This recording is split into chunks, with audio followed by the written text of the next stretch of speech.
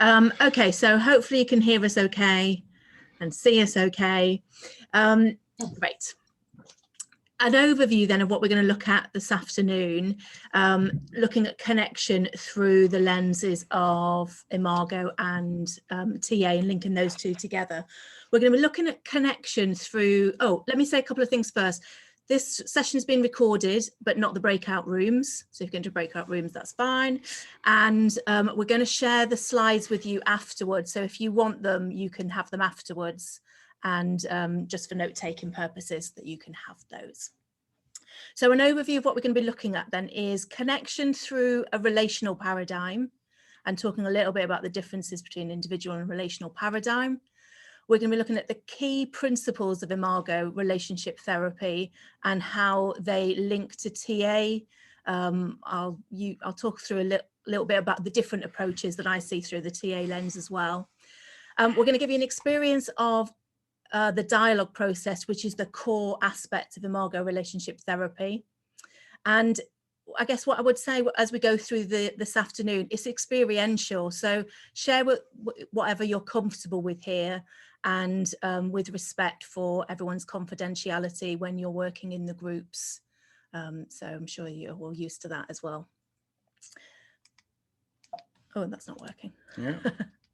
Okay, so we hope by the end of this workshop, what you'll have is a clear idea about the core concept of Imago relationship therapy and what it's about, and be able to link that with TA or your modality, link that into your own modalities. And I'm going to be talking about TA, and you're going to have an experience of that dialogue process after the break. Yeah, and Andy, the slides aren't on the screen, so that's why you can't see them. You can just see us, but we will share the slides with you, so you can look at them afterwards, and just give us a shout if there's any questions around stuff. So the first thing we're going to do is, given our chaotic start, we're going to have a quick grounding. And groundings are really useful. We use groundings a lot in Imago relationship therapy, because they're a way of just bringing the couple down into connection. The couple that has arrived in your therapy room is probably going to be quite stirred up. So a grounding just helps them settle and tune into what they would like from the session. So let's just have a couple of moments there. So taking a moment to breathe, either closing your eyes or staring at one spot on the floor.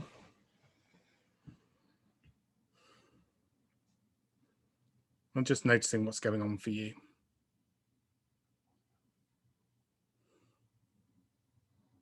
Just letting that be there.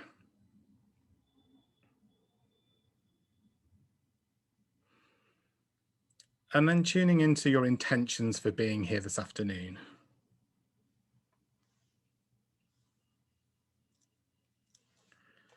Just noticing why you came to this workshop and how you might need to be in today's workshop to get the most out of it.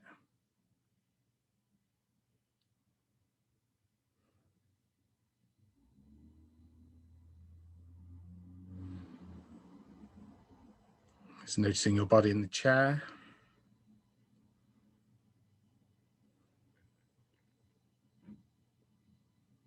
And then when you're ready, just gently bringing yourself back into the room and looking at all these lovely faces on the screen. So if you are willing to turn your video camera on, if you can, that would be good, because we can see you all. And it's nice to be able to see the people we're all talking, especially given this is a relational workshop. It's nice to be able to actually see each other and have a relationship, however small that might be today.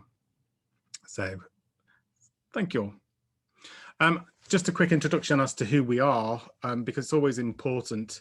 I think, whenever I do a workshop, I like to know who's talking to me and what they know about it. So, how much do I need to actually pay attention to this person? What do they know about it? So my name's Ian Tomlinson. I'm a PTSTA. I work with individuals, couples and supervisees. I spend a lot of the time using Imago relationship therapy with couples. I am a member of the Imago faculty.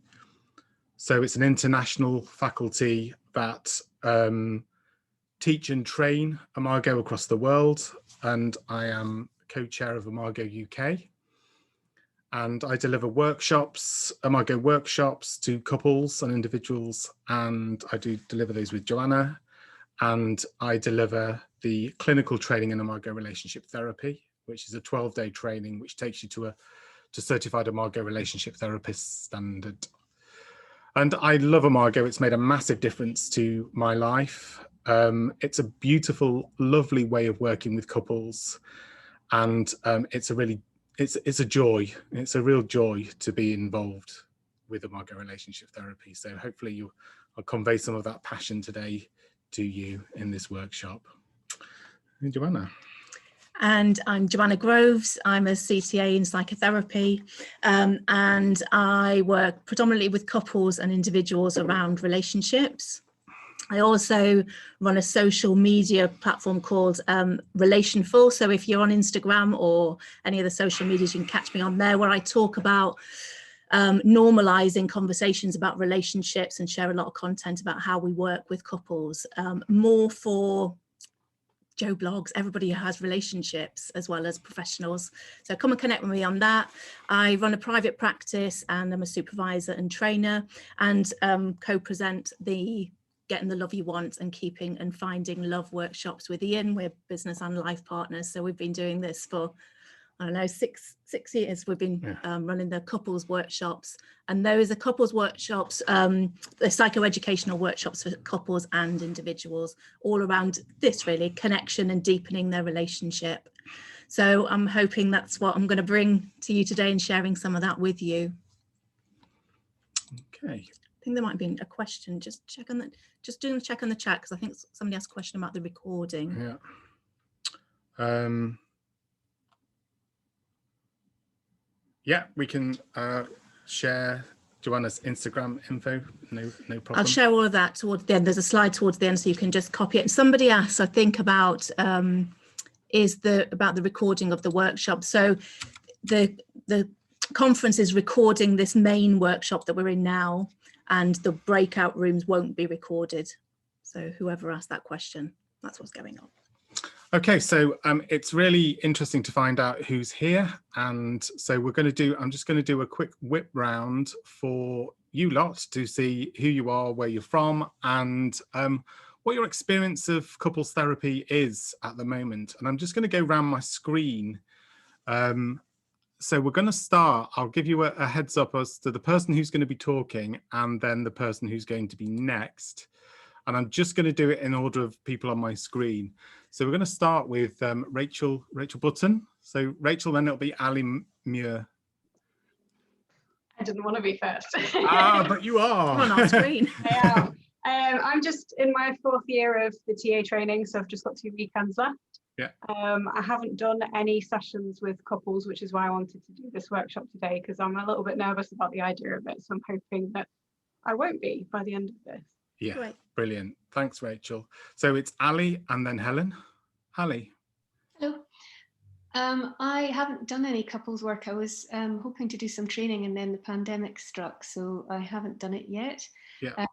But the reason I came to this was because I think you said something in the blurb about people always bring their relationships to therapy, and I seem to constantly be finding myself discussing people's relationships or getting a bit drawn into the psychology of the person that's not there. So the person who's not there is very present in the therapy. So that's why. Yeah, makes a lot of sense. It's impossible to avoid relationships, whether you're working with an individual or a couple, isn't it? Yeah. It's the main thing that all of us seek, really. Thank you, Ali. So it's going to be Helen and then Linda.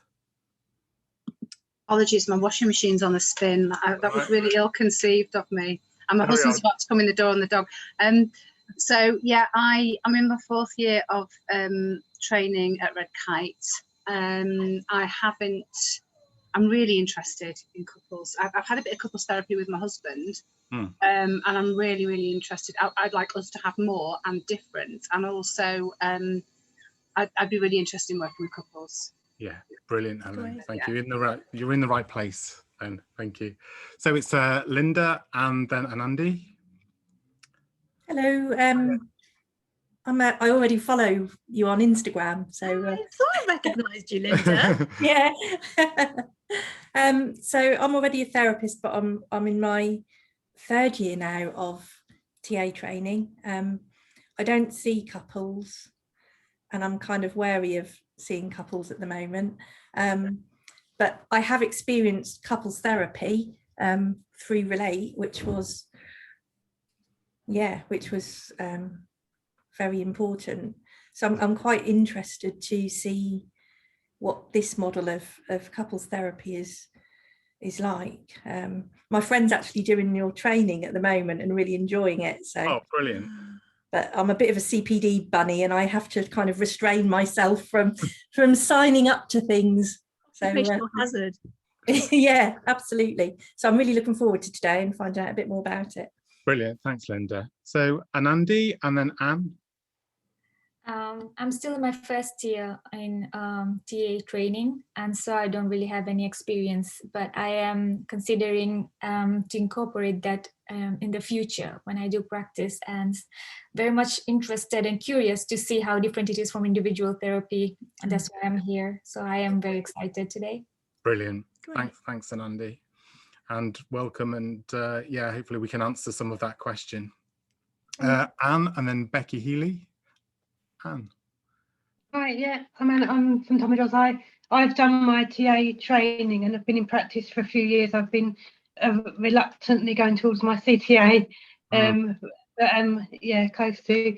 And yeah, I've been doing adolescents, adults, and done a few family group therapy sessions, but very limited couple therapy. So I'm really interested in doing that. So that's why I'm here. No, brilliant. Thanks, Welcome, Anne. Anne. So Becky and then Gemma. Oh, hi. So I've done my TA training and I'm working towards my CTA currently. My private practice is predominantly individuals. I have dipped in and out of couples. However, I'm aware that my confidence I don't have much confidence in couples. I think for me, I'm really aware of the completely different dynamics of individuals and then couples. So for me, it's a bit like I feel like I want to get as much information and tools under my belt before kind of going forward and properly diving into couples long term. So yeah, that's where I'm kind of at. Thanks, Becky. It makes a lot of sense. Yeah, to skill up before you go and work with couples. Yeah. So Gemma and then Naomi. Sorry, I have got my camera switched off because if I have it on, I seem to lose my internet connection and you all freeze. So I'm really sorry about that. Yeah. So I've finished my training. I'm working towards CTA. My practice is one-to-one, and I've had a couple of occasions where people have wanted to bring their partners to just a one-off session to kind of get some understanding, really. And I have been asked about couples therapy before, but I'm a bit nervous about doing couples therapy for the first time. I've never done it before, and I guess I'd like to know a bit more about how to do it, what is involved, what I should be doing before I embark on it, really. Yeah, thanks, Gemma. There's a theme, isn't there? Isn't there a theme here that people wanting to do couples are not sure how to do it? And I guess that's one of the reasons why I really invite people to do the clinical training in Imago relationship therapy, because by the time you finish that, you will absolutely know what you're doing with couples and your confidence will rise. So thank you, Gemma. So we're on Naomi and then David. Hello. Hiya. So I'm in sunny Hampshire. I'm in my 1st year of advanced psychotherapy training at the Burn, which I'm really enjoying. Great. Like everyone else, I feel like I'm a little bit wary about couples therapy. And I think it stems from a lot of people that have had not great couples therapy. Yeah. So hearing about some effective tools, techniques will be wonderful. So really looking forward to it. Thanks, Brilliant. Thanks, it's interesting, isn't it? I often, before I started working with couples, it was either the therapist saying, oh, it didn't go well, I don't know if I want to do that, so put me off, or couples saying, I haven't had a good experience, and me not really knowing what a good experience was. So this is really resonating for me. David, and then Claire. Hi, everyone. Sorry again, just for those who might just be concerned, I'm sort of logged on 2 devices because I'm going to sort of need to take a walk at some point, and I'd love to be able to carry on when I'm outside. No worries. So that's why. Hi, I'm in my 2nd year of TA training. I guess my only sort of contact with Imago is in sort of couples counselling that we've had in the past, and in terms of the way to communicate, and I know there's a lot more to it than that. Yeah, I thought was quite fascinating. I actually want to work with men in the future, but I think as part of that work, I'd probably have to sort of delve into couples. So yeah, it's sort of like a 101 for me. Yeah, brilliant. Male couples therapist, David, are like gold. Really? And they're really well sought because lots of women want a male couples therapist because their partner would feel more comfortable. So yeah, I thoroughly encourage you to do that because we're a rare species. So there's a good opportunities there for you. So Claire and then Lynn Usher. You're mute, Claire. There you go. I am in France at the moment, and I'm a training counsellor. I did a bit of TA and mainly person-centred in my first training. So I've now come back and I'm starting to go through with the Link Centre with TA at the moment. Yeah. And I've had a couple of experiences of couples counselling, sort of by the back door in a way, in the sense that a guy wanted to come with his wife, but not because they were having relational issues with one another. It was just things that were happening in their lives, which was really interesting and a soft way in for me. Yeah. And then I've had another couple who started as a couple and now I'm carrying on just with the chap. So I've got some sort of experience, but I'd love to have more knowledge. Yeah, brilliant. Thanks, Claire. Thank you. Lynn and then Anka. Yeah, hi there, I'm Lynn. I'm a qualified counsellor working predominantly with individuals, but I have also started working with couples. I'm here because I want to understand more about Imago relationship therapy and how I can work with that with my couples. Brilliant. Thanks, Lynn. Anka and then Daria. Hello. Hiya. I'm a systemic family therapist, so I started off working directly with couples and families, like a straight in there. Yeah. The pole and start swimming. And I've been training in transactional analysis because I really felt I needed some something to hold on to in the whole thing that's going on in couples dynamics. Yeah. And even though I have a few years of experience, I always feel like the beginner because there's really, I can't tell what's going to happen with the couple. Yeah. Things work with some people and so on. Yeah. And I'm just here to reflect about couple dynamics. I'm a bit familiar with the Imago theory. Yeah. And I would love to hear you speak about it. So you're going to get things organized in my head and I'm going to get inspiration from here. Brilliant. Wonderful. Let's hope. Thanks, Anka. So it's Daria and then Karen. Hi. Hello, everyone. Hiya. Hi, Daria. I'm the third-year student in TA East. I've been working predominantly with individuals, and I'm actually quite interested in learning more about working with couples or families. And to be honest, I also was very curious when I saw the description how to work with individuals using Imago therapy. Well, I'm keeping it in mind, I guess, as well. Yes. And noticing the dynamics that actually goes beyond just the therapy room, because there are some other connections that in context that influence the person who came and just in general, I don't have experience of working with couples, although I did have one invitation to work with one couple on their goals, family goals. Yeah. But I think partially because I wasn't quite sure whether or not I'm capable in doing this. It just happened that they decided to, before they even came, they decided to do it separately and work individually. So I'm here to learn and to maybe possibly in the next few years go into a mega relationship therapy as well. So brilliant. Right. Thanks, Daria. Thank you. We've got Karen and then Seema. Hi, sorry folks, can't get my video on, so apologies for that. I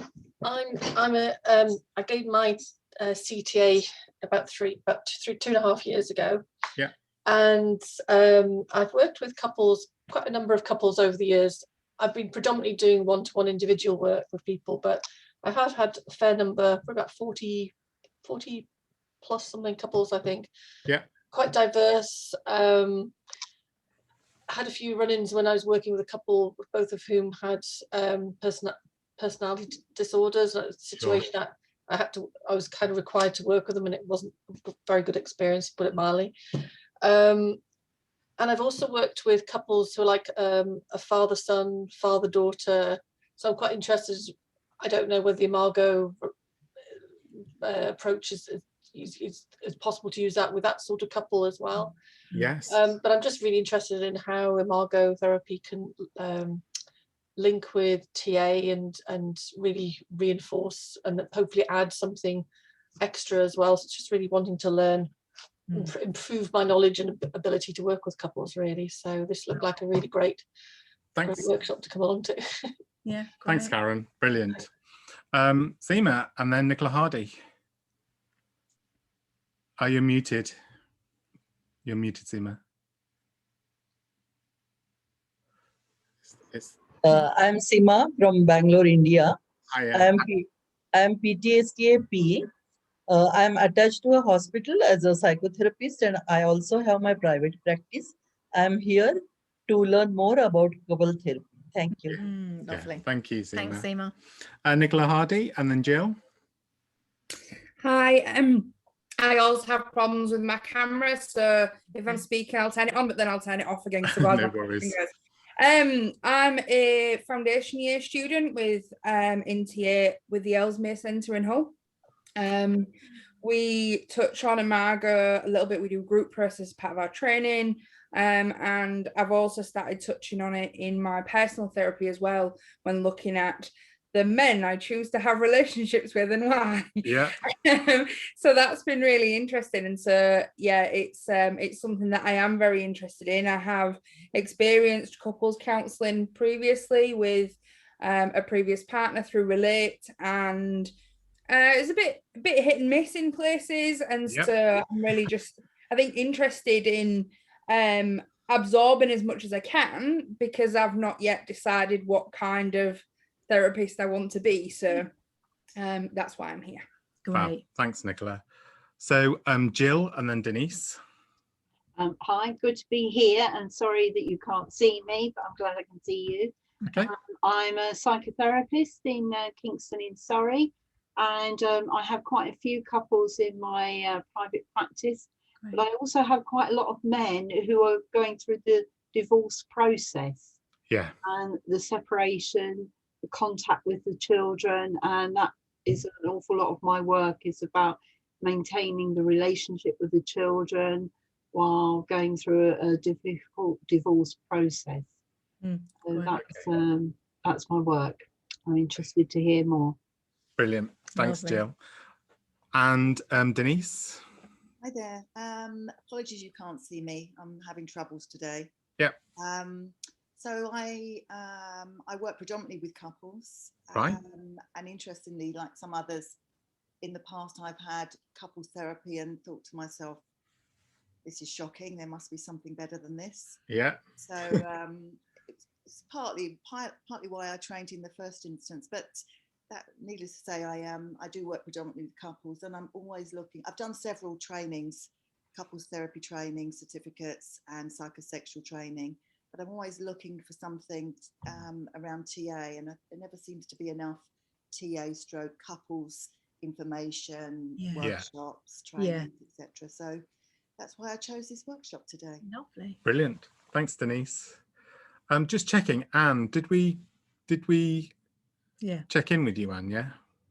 I'm just seeing if we've missed anybody, because the screen, now and again, the screen juggles itself around. Has everybody checked in? Okay. Yeah. Brilliant. Fab. Okay. So let me tell you a little bit about Imago relationship therapy first. So Imago relationship therapy was developed in the 1980s by a couple, a married couple, Harville Hendricks and Helen LaKelly Hunt. I guess it was made famous because Harville got spotted, if you like, by Oprah Winfrey in the States, and is one of Oprah's most frequent visitors to her show. He's been on the Oprah Winfrey show something like 17 times.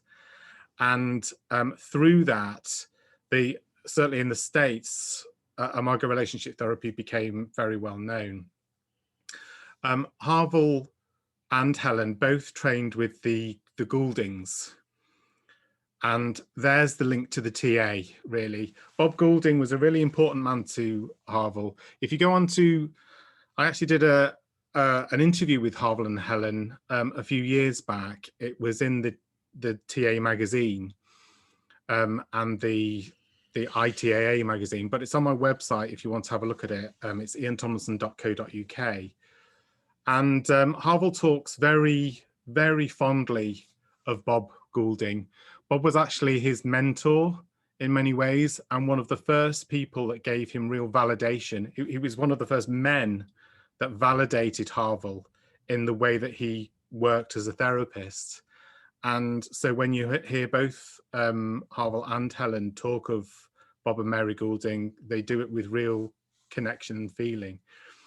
And Harville, in his early career, taught transaction analysis as a university lecturer as well. So he really does have a core of TA there, although Imago relationship therapy is an amalgam of other modalities of therapy as well. I don't want you to imagine it's just TA. You'll see lots of different influences and aspects that Harville has very cleverly pulled together.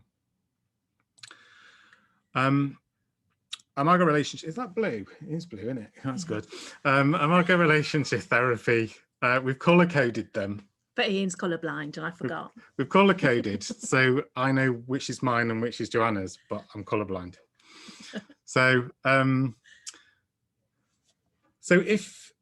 when we talk about what Imago relationship therapy is, we define it as a couples therapy rather than a psychotherapy. And that's because a psychotherapy focuses on the inner world of a person. Okay, it focuses on the inner world of a person. And Imago relationship therapy is focusing on a relational paradigm, which the focus of the work really is the space between the partners, rather than the interior world of each person in the partnership. And that's a huge, huge difference. So when you're working as an Imago relationship therapist, you're not focusing on the individuals, you are focusing on the relationship itself, and you're working with the relationship. And you're holding that relationship and you're taking that into account as you work. And if I give you an example of that, when I was working with a couple of weeks ago, we had a kind of an idea about what they were going to talk about, but I could see that they were agitated.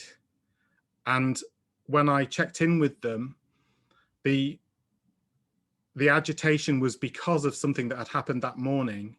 And so if I'd have focused on the individuals, I could have just plowed forward with the thing that one of them said they wanted to talk about. But instead, my job was to tune into the relationship and work with the agitation. And through that, they were able to get a really deep connection in that session and work through what the agitation was about and create a safe, connected space. So there's the difference. You know, we're working with that space between. Okay. So if we look at then some of the basic principles of imago therapy, Harval and Helen would look at imago therapy as we get into relationship in order to finish childhood and to grow more fully into our adult. So we get into relationship in order to finish childhood. And when I'm talking about adults in a TA way, we could be thinking about adult ego state. We get more fully into our grown-up capacity, but also we grow more fully into our adult ego state. And as the couple learn to affect adults and learn how to co-regulate, so again, we're looking at that space between co-regulation, then the couple begin to integrate those parent-child interjects. So they learn to stay in connection together and attune to one another, so through co-regulation. And that's where the integration of those parent-child ego state start to occur. And through facilitating that space between as the therapist, you're supporting the couple to grow the capacity to affect adults and tolerate growth. And I say that deliberately because it's uncomfortable. And they're going to be doing that. It's a bit like they're doing that with the person that they love most and they're having the problem with. So that the person really has to, the individuals really have to tolerate that discomfort of the growth process. And through continually using the dialogue, which we're going to give you an experience of after the break, through using that as the almost like the vehicle to explore the relationship and the space between, the process of integrating adults happens throughout the lifespan of the relationship. So rather than coming to therapy to fix problems or to sort through problems, Imago looks through the lens of, okay, well, let's give this couple tools in which they can integrate those lost parts and wounds, childhood wounds, finish childhood, looking at unmet needs, and grow more into their adult self. And they're doing that work with their partner. So for the therapist, this can only be done in the space between. Hence why Ian's saying we work with the space between. Yeah, oh, sorry. Okay. And so another key part of the principles of Imago is talking about couples reclaiming their lost parts of self. So in TA, we talk about injunctions. Parts of ourselves that we've excluded in childhood in order to thrive within or survive and thrive within that family system. And as the two individuals start to reclaim those lost parts of self, there's the tolerating the discomfort to work through the injunctions. They grow more fully into aliveness, which I guess, again, in TA, we talk about autonomy. We grow towards autonomy. And given that it's not a fixed state, that's a continual process. As the couple deepen their relationship, more and more is going to surface between them. And the integration of the parts of self, in Imago, we're talking about the things that we gave up in childhood in order to be accepted into the family system. I can't remember, somebody was saying they were in a family systems therapy anchor. Yeah. So the parts of self. So though, and you know, again, thinking about those in our thinking self, our feeling self, our sensing self, our core values, the things that we have lost connection with within ourselves are going to be brought forward into this relational paradigm, into this space between, and get reignited. So hence the redecision school of therapy, the connection with the Gouldings. This is where the couple or the individuals within that couple shift through that redecision. And that means that those wounds created in childhood are brought forward into the relationship to be healed. Harval will say, we are born in relationship, we get wounded in relationship, we are healed in relationship, and if we're lucky, we die in relationship. It's a lifespan. And we're talking about healing that within the couplehood. And as a Imago therapist, giving the couple the tools and the container to create a safe space between them so that they can do this within their relationship outside of therapy. Okay, so Imago. So we're banding the word Imago around a lot. And so let's just have a look at what we mean by Imago. So Imago is a Latin word for image. And for Imago relationship therapy, we're using that term deliberately because we believe that we choose a partner who exhibits both the positive and negative aspects of our caregivers.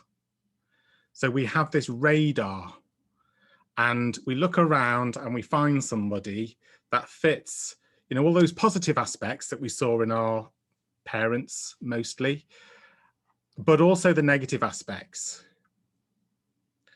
And we don't do it, you know, deliberately. We're not going around saying, well, you remind me of my mother. I think I might want to get with you.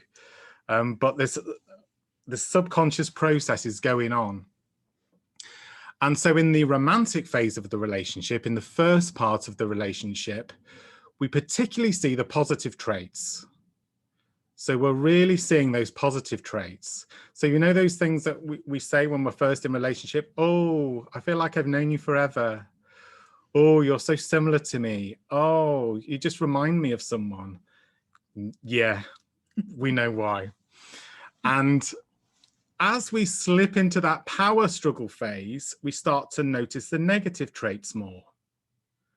So suddenly things aren't so easy and those negative traits start pushing a bit and we become less happy with the relationship.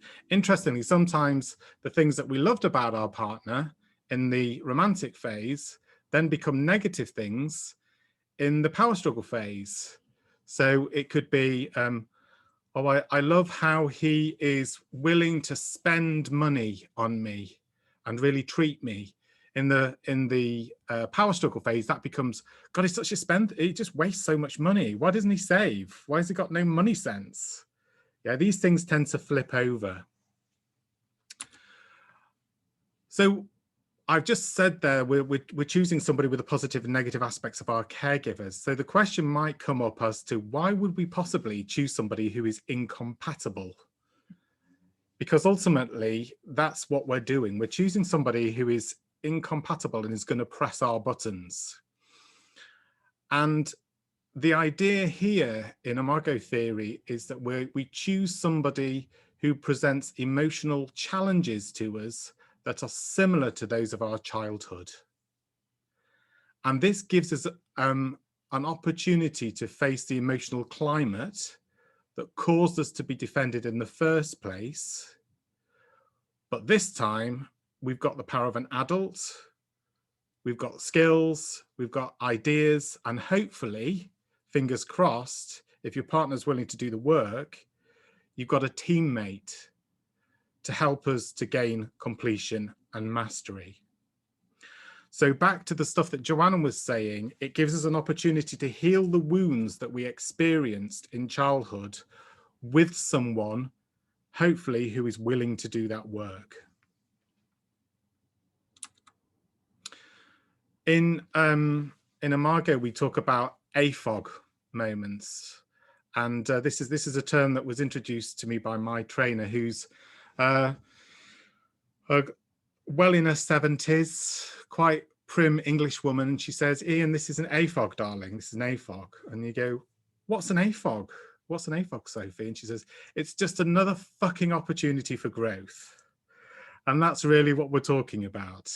Opportunities for growth that aren't necessarily, don't seem particularly welcome when we first come across them. So that power struggle phase of the relationship in Imago offers opportunities for growth.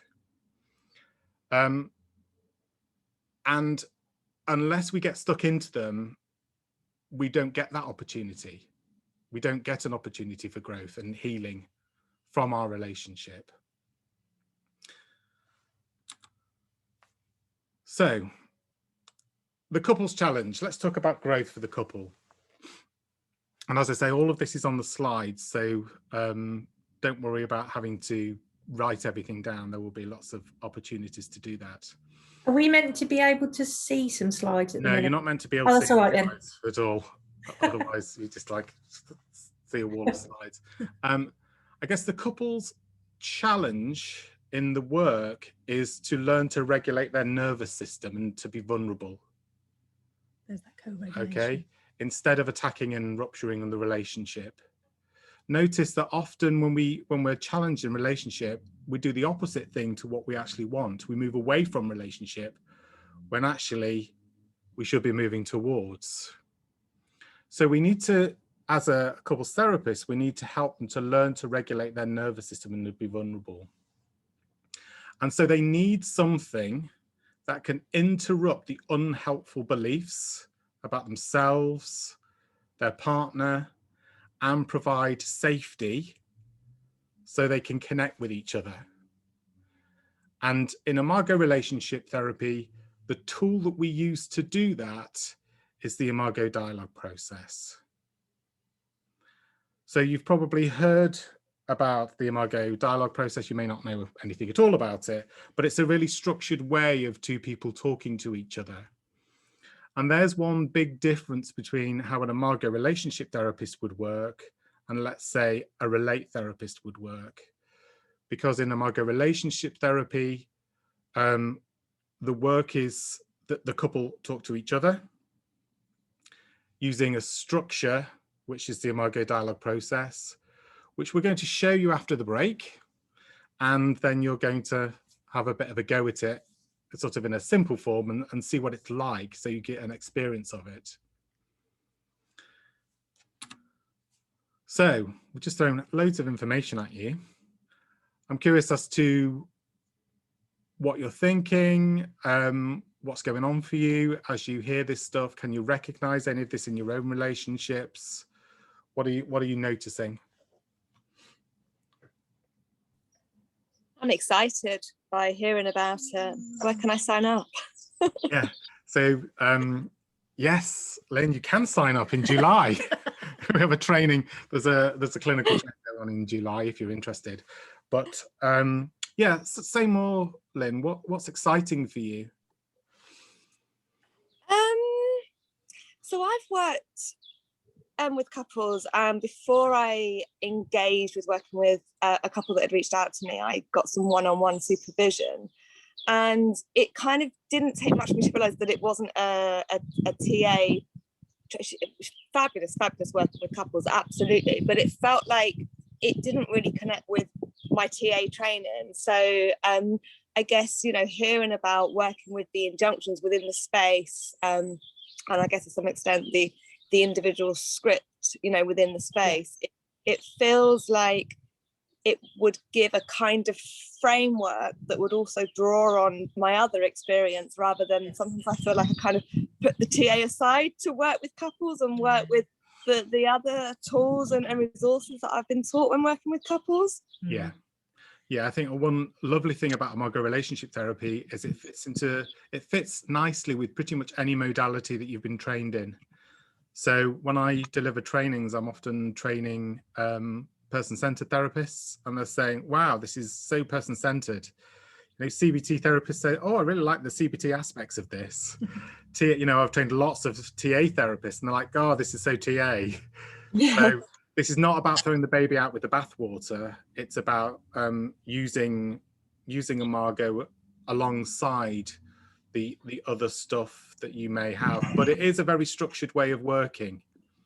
So, you know, that I'll emphasize that piece. That really resonates with me actually, because I was TA and then was looking for how to work with couples. So that really resonates with me because I love it. And exactly what you said, I can still think of the injunctions and the interlocking rackets and still have all that TA in the background, but focus on the relationship and sort of have a framework for both.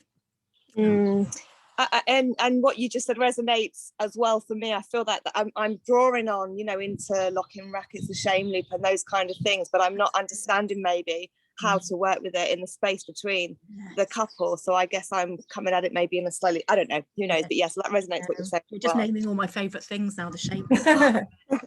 Yeah. Do either of you work with couples online?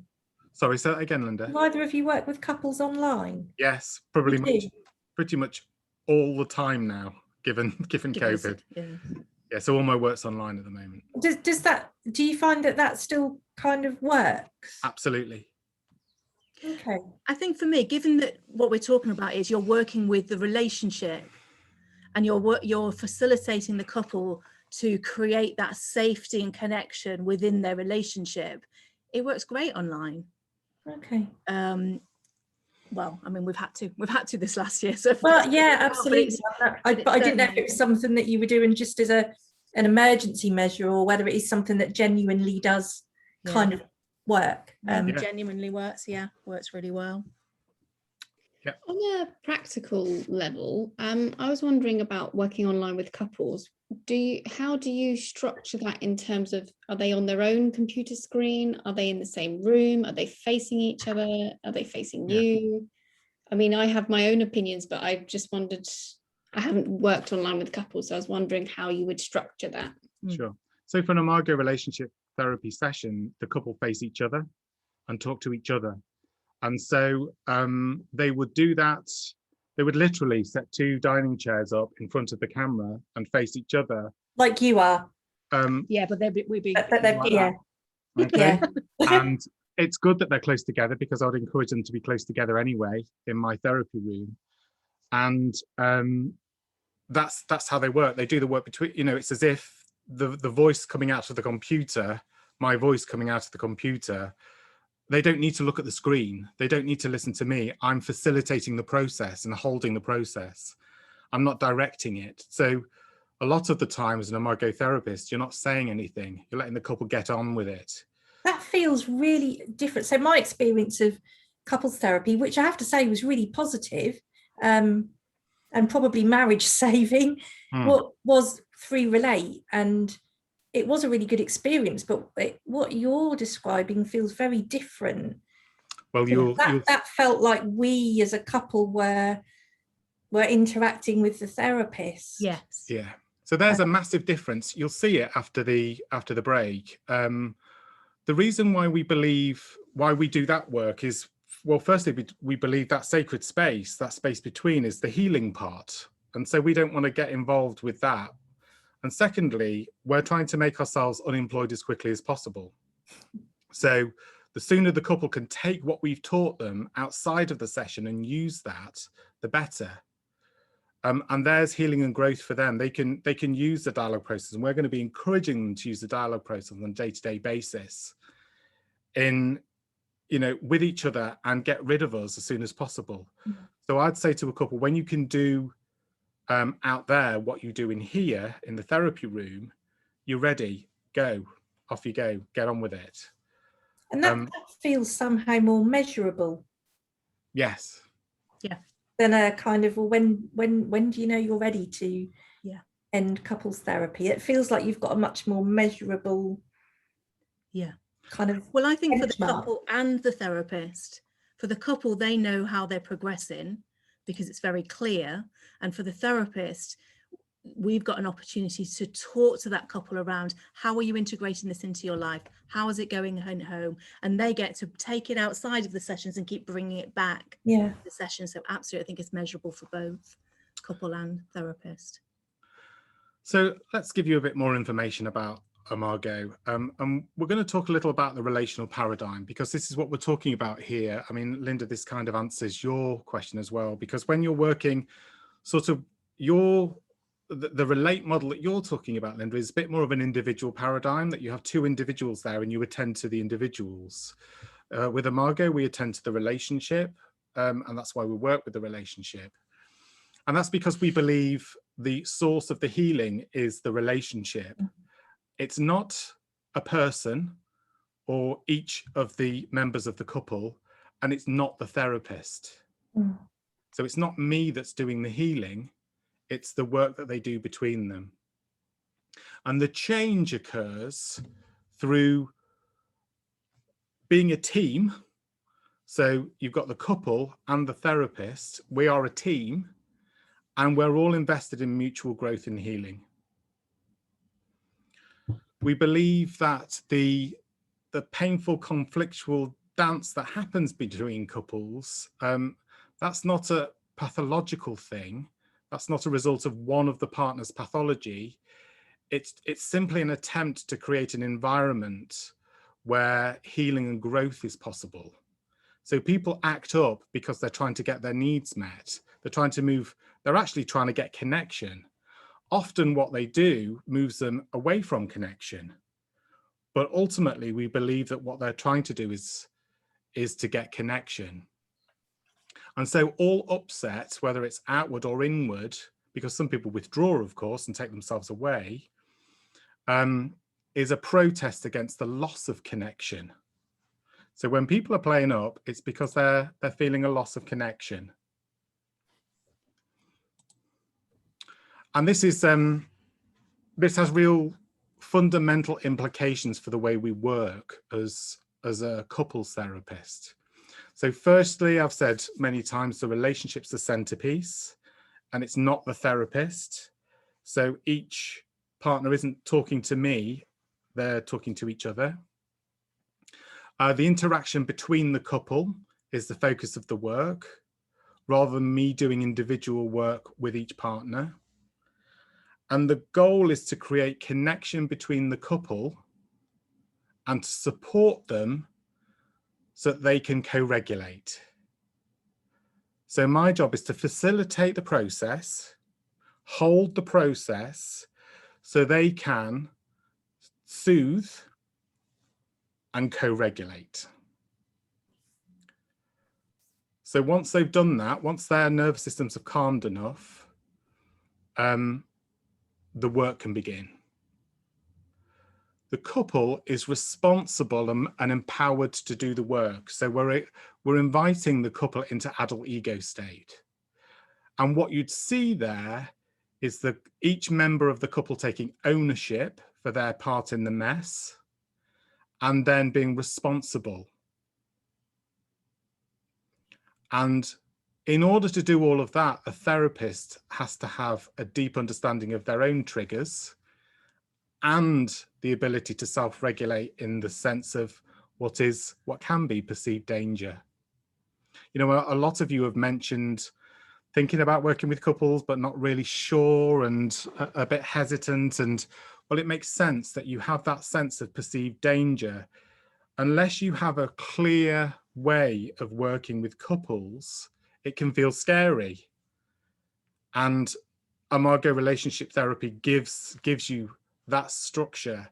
So the Imago dialogue process is really useful for the couple, but it's also incredibly useful for the therapist because it gives you something to hold the process whilst you're working with the couple. Ian, could you give us an example of when you say your triggers and how to regulate? As a therapist, how would you mind sharing a little bit more about that? So for example, let's say you have a couple who come in and are arguing. Yeah. Now that could be triggering. That could be triggering for some therapists and can get scary sometimes. So the therapist is going to need to firstly have a way of dealing with that, know what they're going to do if that happens, and also be able to hold their own discomfort at that. Does that make sense? I guess in a TA where we could go into rescuing, we could go into persecuting, we would react to the discomfort that you're feeling, given what either one of the couple are presenting or what they walk in with. Sometimes it's that tension, and we're going to have a reaction to that. And this is about noticing your own triggers and being able to self-regulate and get back into the process. Yeah. And when you say to self-regulate, I don't know if this is a bit of a simple question, but how would you do that? Is it more like to try and ground yourself? Is that what you're saying? Spot on. Okay. Yeah. And in whatever way that is for you. So yeah, it's about getting back in your body, getting back into your body so that you can move from you can respond rather than react. So yeah, breathing, grounding. So when we talk about grounding, do we mean that you try and go into your body and think about the present and respond from an adult? Yes. Right. Spot on, Andy. Yeah, exactly that. That's what we're talking about. And I think this is one of the reasons why lots of therapists don't work with couples, because they have fear around it. They're not sure about what to do if situations arise, certain situations arise, and they do worry about getting triggered in some way. What I would say is a Margot relationship therapist, because it's so beautifully structured, it's very, very rare that you end up in a situation where the couple are arguing or acting out or any of that. It just doesn't happen in my therapy room. It just doesn't happen. Because I won't allow it to happen. And I think that comes from, of course, lots of experience, but also a really clear way in which I work. So because I have a clear idea of a model, I know what I'm doing and why I'm doing it, and I've practiced it loads, it helps me regulate myself just as much as helps the couple regulate themselves. It's really interesting you talking about fear, because I think what I've just realised is one of my fears about working with couples is because we have had couples therapy ourselves, and that saved our marriage. And there's a bit of me that thinks, what if I, as a therapist, fuck it up and that couple end up separating? You know, there's that sense. There's a different sense of responsibility, I think, that I feel, and fear. And I know so many people who have had appalling couples therapy that's been so damaging that actually I think my experience wasn't normal, it was lucky. And so I feel this huge sense of responsibility differently somehow. Absolutely. Well, imagine what an individual brings with you, and therefore you're creating that relationship with one-on-one. What a couple will bring to you is 2 scripts, 3 scripts, because then they've got the relational, and they'll bring their children into it. There's a whole family story in the room with you. And often there is a responsibility, there's a sense of responsibility. So hence why Ian's saying, okay, so if we know we've got a place to come to ground to, and a structure and a way of seeing this and working with it, then really what the couple brings into the room doesn't really matter. Okay. Because our job as an Margot therapist is to bring the couple into safety and connection so that they can work on their space between, no matter what they're bringing. And that's where the focus of our work as a therapist will be. So yeah, that really makes sense, Linda. I'm going to show you this in action now with TA and my glamorous assistant is, because I don't know how to get it up on screen and screen share it with you. So I'm going to share with you the Imago journey of relationship and how I see it through a TA lens. Can you all see that? Yeah, good. Okay, so I'll give you just a moment or so just to take it in. Joanna, will this be shared with us as part of the slides that you're going to share? It will. Yeah, and I'm going to share with you what I say about it as well. Great. And again, if you've got other modalities, you know, think about how, this is where Ian was saying, the core of Imago is how Imago sees the journey of relationship, and that's what I'm going to talk through. But on the outside, I've overlaid this with TA. You could overlay with whatever modality that you want, or bring different things into it. So let me get the points up there. So in Imago, what we look at, the first phase of relationship in Imago is the romantic phase that Ian was talking about earlier. And this is where the couple meets. It's an unconscious process where we are drawn towards our perfect Imago. We are drawn towards people who are very, very familiar to us. And whilst it is, I am so in love with this new person I met, what you're in love with is your sense of wholeness, because they hold all the positive aspects of you and your past. So what you're in love with is yourself. And your partner is doing exactly the same. So these two people show up on their best behavior. They're full, I mean, we are literally falling in love. So in this romantic phase, it's an unconscious relating process that is reactive. We're not really thinking about it. People fall in love at first sight, or marry really soon, I don't know, whatever. We imagine spending the rest of our life with this person that we don't know much about. And this is the romantic phase of the relationship.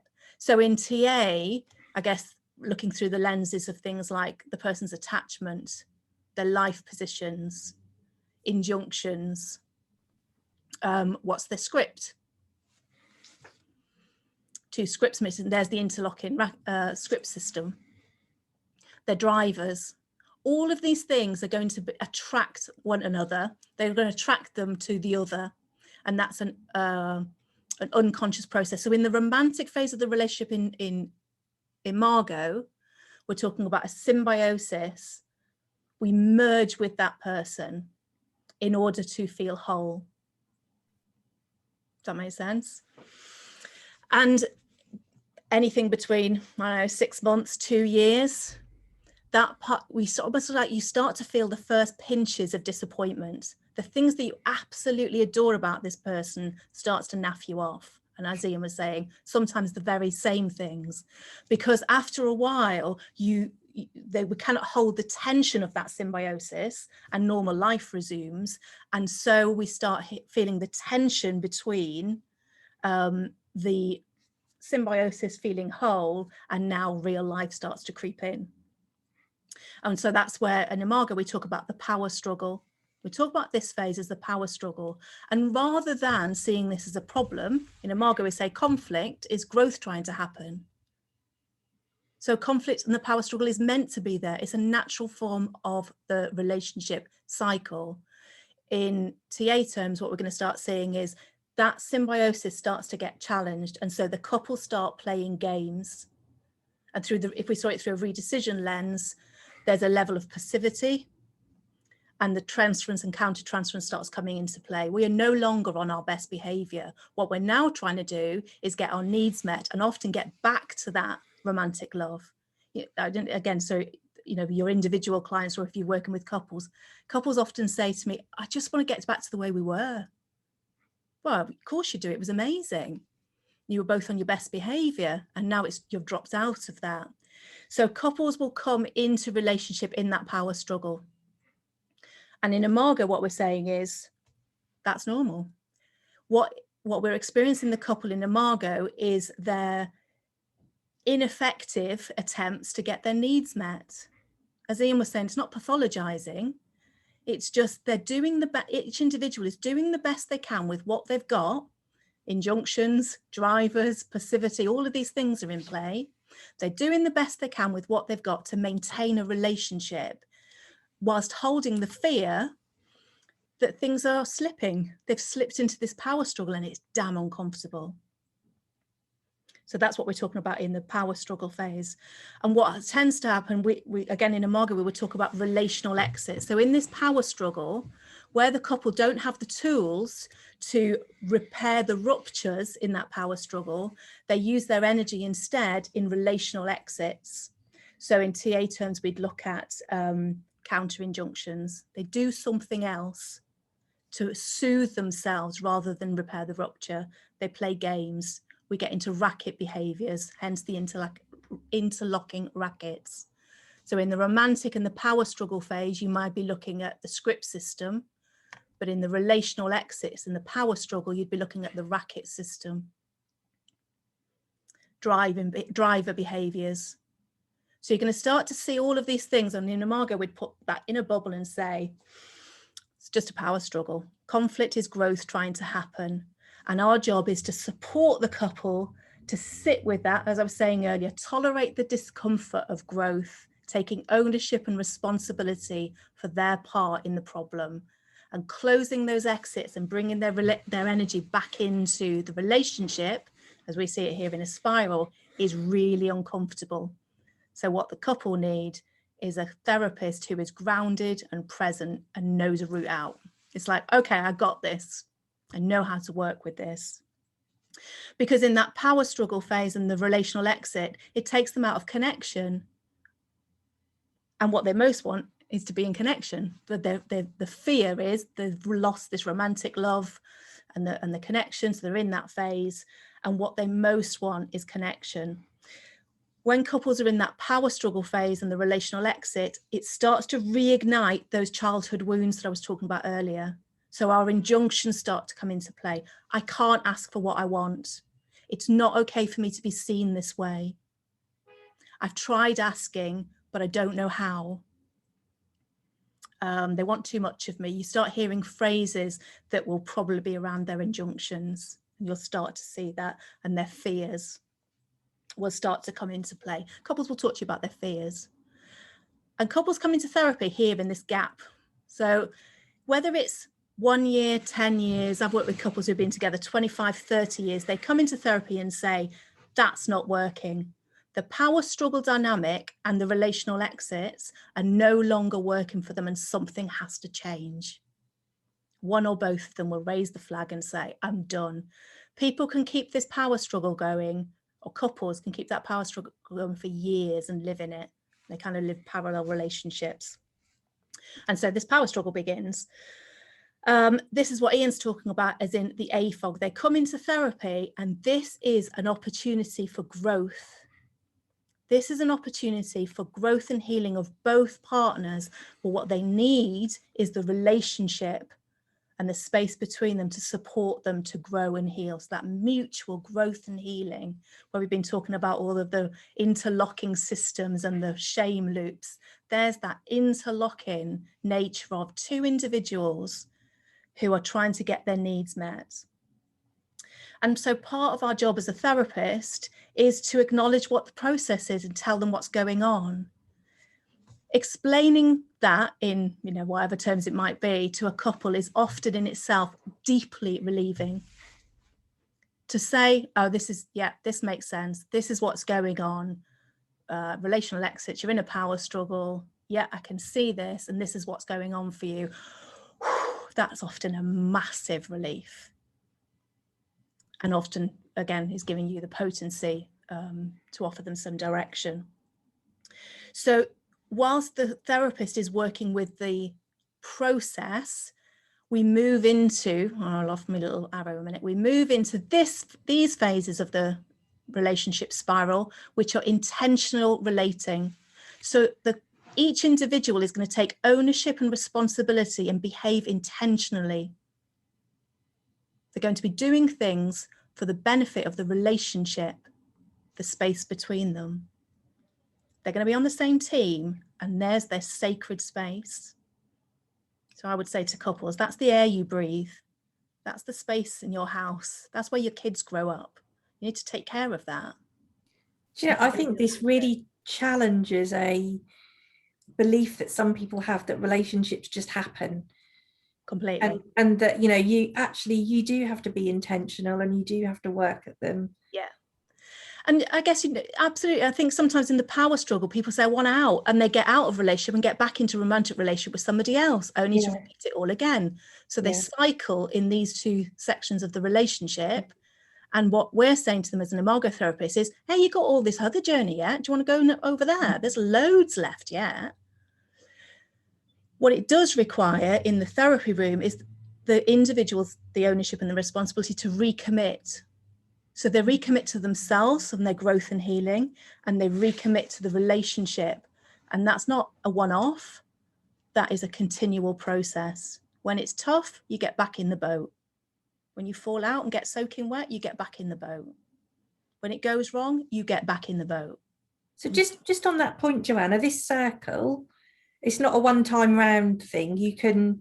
It's your life cycle. Yeah, you can go round and round a circle. It's not in the same relationship. Yeah. Not going to be linear.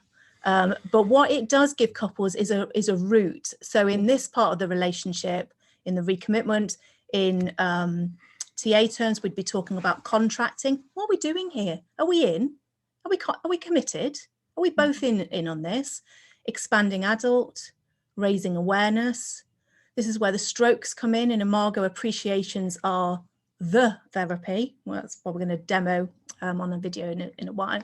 So the stroke economy comes in. And as the couple then move into intentionality, it's a bit like, okay, what are they going to be doing? What are they actually going to be doing? We use the dialogue process as a vehicle that takes them through all of this spiral. Again, in the doing the work, there would be things like appreciations, their relationship visions. There's lots of tools and techniques that the couple would be doing, either in or outside of the session.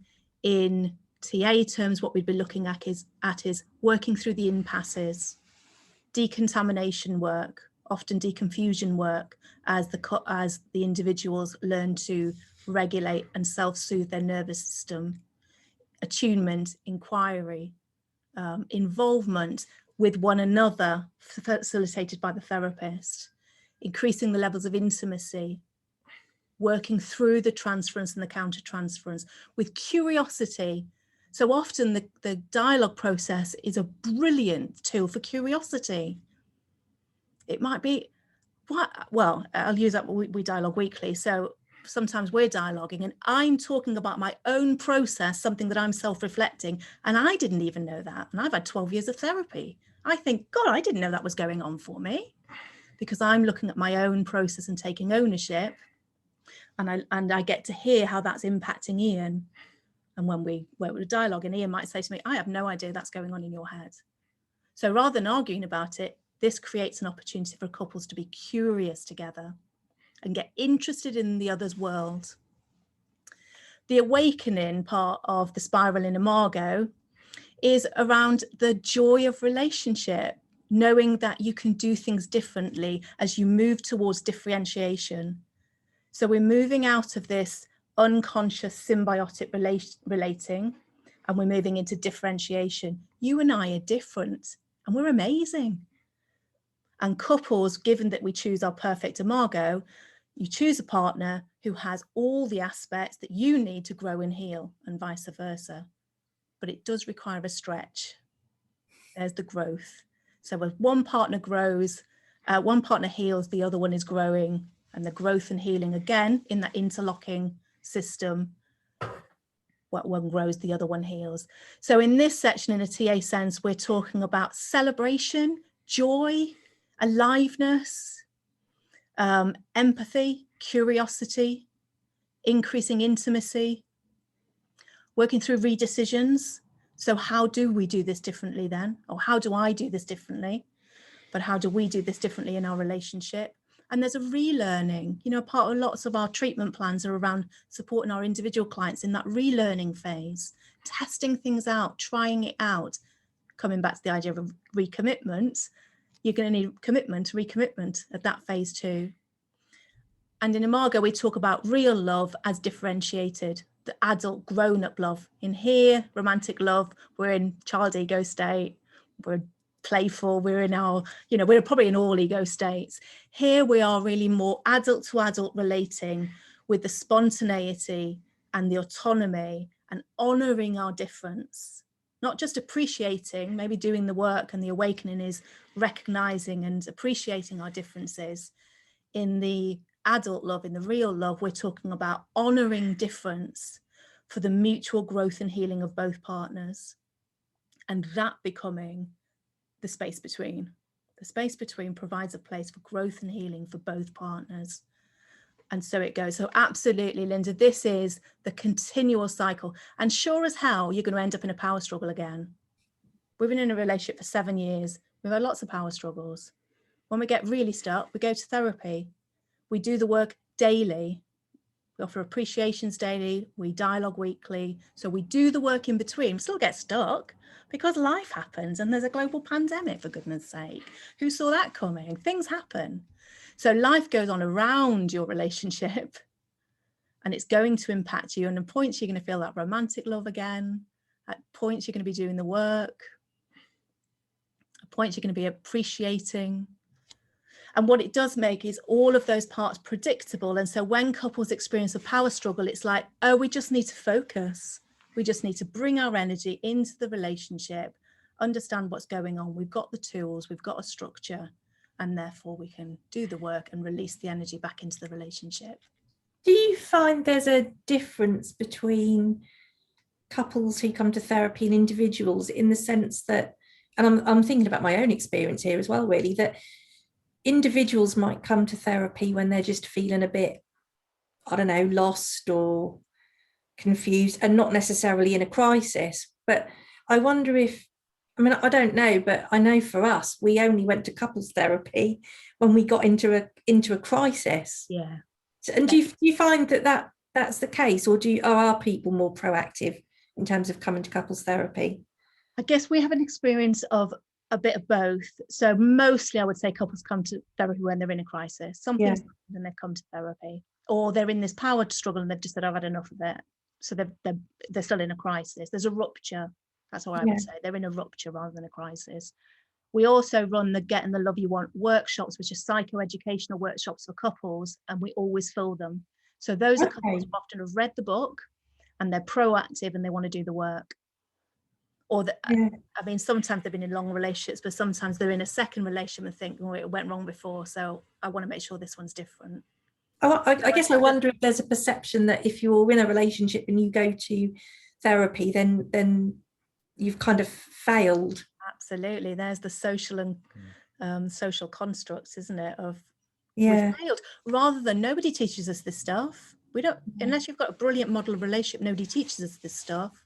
So it's a way of seeing it, I guess. And again, in a TA way, I would see this through a co-creative and a relational lens, certainly in a co-creative approach. Yeah. Given that the couple are doing the work together. Okay, so we've got about 5 minutes before we're going to have a break for 15 minutes, just to help you stretch your legs and the like. Any questions about anything we've talked about so far? I've got a really terrible question, and it's is this the same as what have you watched In Treatment? Oh, I just saw that, Lindsay. No, they do imago therapy as a couple. They do imago therapy for about 5 minutes in one episode. And if you notice, it's the only time they actually talk to each other properly. Yeah, they're a real hostile. That was imago. Yeah.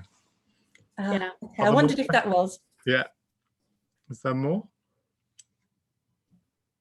Yeah, one from me. I just wondered, so you talk about working in a space within and working, I guess, with the couple as a unit. And I just wondered, is there a time where, it is appropriate that, some individual work needs to be done before or instead of sort of working as a couple? It happens incredibly rarely, David, given that we believe that the healing and growth is within the relationship. It would be then a bit odd if we give them individual therapy. In my experience, I have done it in the past, but I do it incredibly rarely. I'll add to that, actually. Something that I noticed that I do, again, with a TA lens in mind, is that a lot of the work of facilitation in a dialogue process is around helping the individuals self-soothe and express. So often what I'm thinking about is I'm working with that person's injunctions and drivers and their presentation, and I do that through sentence stems in the dialogue process. So instead of asking a question and working with them, I would offer that person a sentence stem which probably fits with an injunction or something that they've said. So I would see that potentially as I'm working with the individual, but I'm focusing on the relationship. And so that it's possible, I think, in that process to be seen as working with the individuals whilst you support them to share more or self-soothe or to stretch through their discomfort or to express some injunction or driver or to explore a game that they're playing. So you're kind of doing the exploration in the relational paradigm still. I mean, I guess, yeah. It'll be quite useful to see that brought to life if you could at some point. Would be great. I was just also thinking, I suppose if there wasn't enough adult on one party, then I don't know, that must make your work very difficult, and it just means that person needs a bit more focus. Well, I guess that's where me as the therapist is supporting that person, and I guess we're all going to drop into what the point is to support that person to drop into their child ego state sometimes, to express what's there. And so as a facilitator, you will be supporting that person where they're at, just as we would as an individual. We would support that person where they're at through their sentence stems and self-soothing. We might get them into connection. We might pause and do a grounding. But The other thing, question. the other piece there, David, is that we believe in Imago that we choose a partner that's wounded at the same level, So if one partner is particularly wounded, it's likely that the other partner is wounded, but probably acts out in a different way. So holding the process and facilitating that process allows them both to do that growth and healing. So the work is done very much between the couple rather than individually. I guess when you said that, I just thought of a scenario where, I don't know, because I guess infidelity is something that could, that often brings couples into counselling, I imagine. And if, I guess what you just said just made me think, well, if the couple that had been betrayed, if that couple was told that, well, you're probably wounded in some way, then that could be an issue, couldn't it? Well, you have to, again, from an affair perspective, we believe that both partners have co-created the situation, and both partners have joint responsibility for what's happened in the relationship. So without going into a really complex area of therapy, I guess the affair is the relational exit. Yeah, you would introduce that to the couple in a very gentle way, maybe over a period of time, David. And I think the other real key point is that as a therapist, you are going to validate both partners. Yeah, you're going to be the partner's cheerleader. You're going to be validating both of them.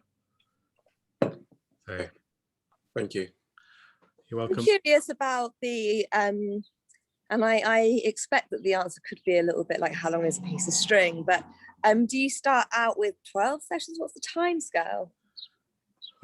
You've answered your own question, Lynn. Yeah, it depends. I'll tell you a short version of how I run my couples therapy. As I say, there's 2 phases.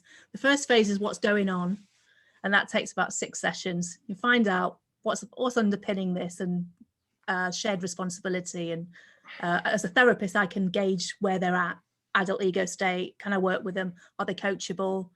Where the land lies, what the contract might need to be. So yeah, 6 sessions, you'll know what's underpinning it. And after that, I'm going to ask you about the recommitment bit of, do you want to do it?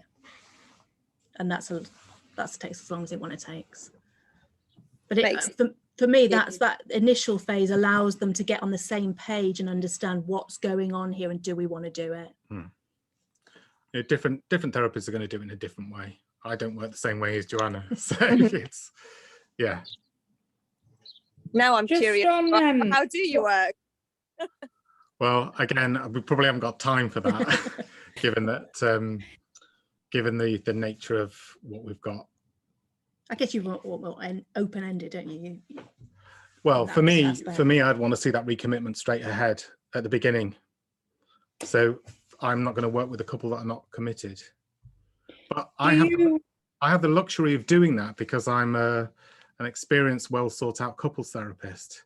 So I get to pick and choose, which is very lucky for me. I have for many years worked with couples who don't have that recommitment. So, and there are Imago therapists that are happy to work with couples who aren't committed to each other. So you'll all decide on how you're going to use these tools. And,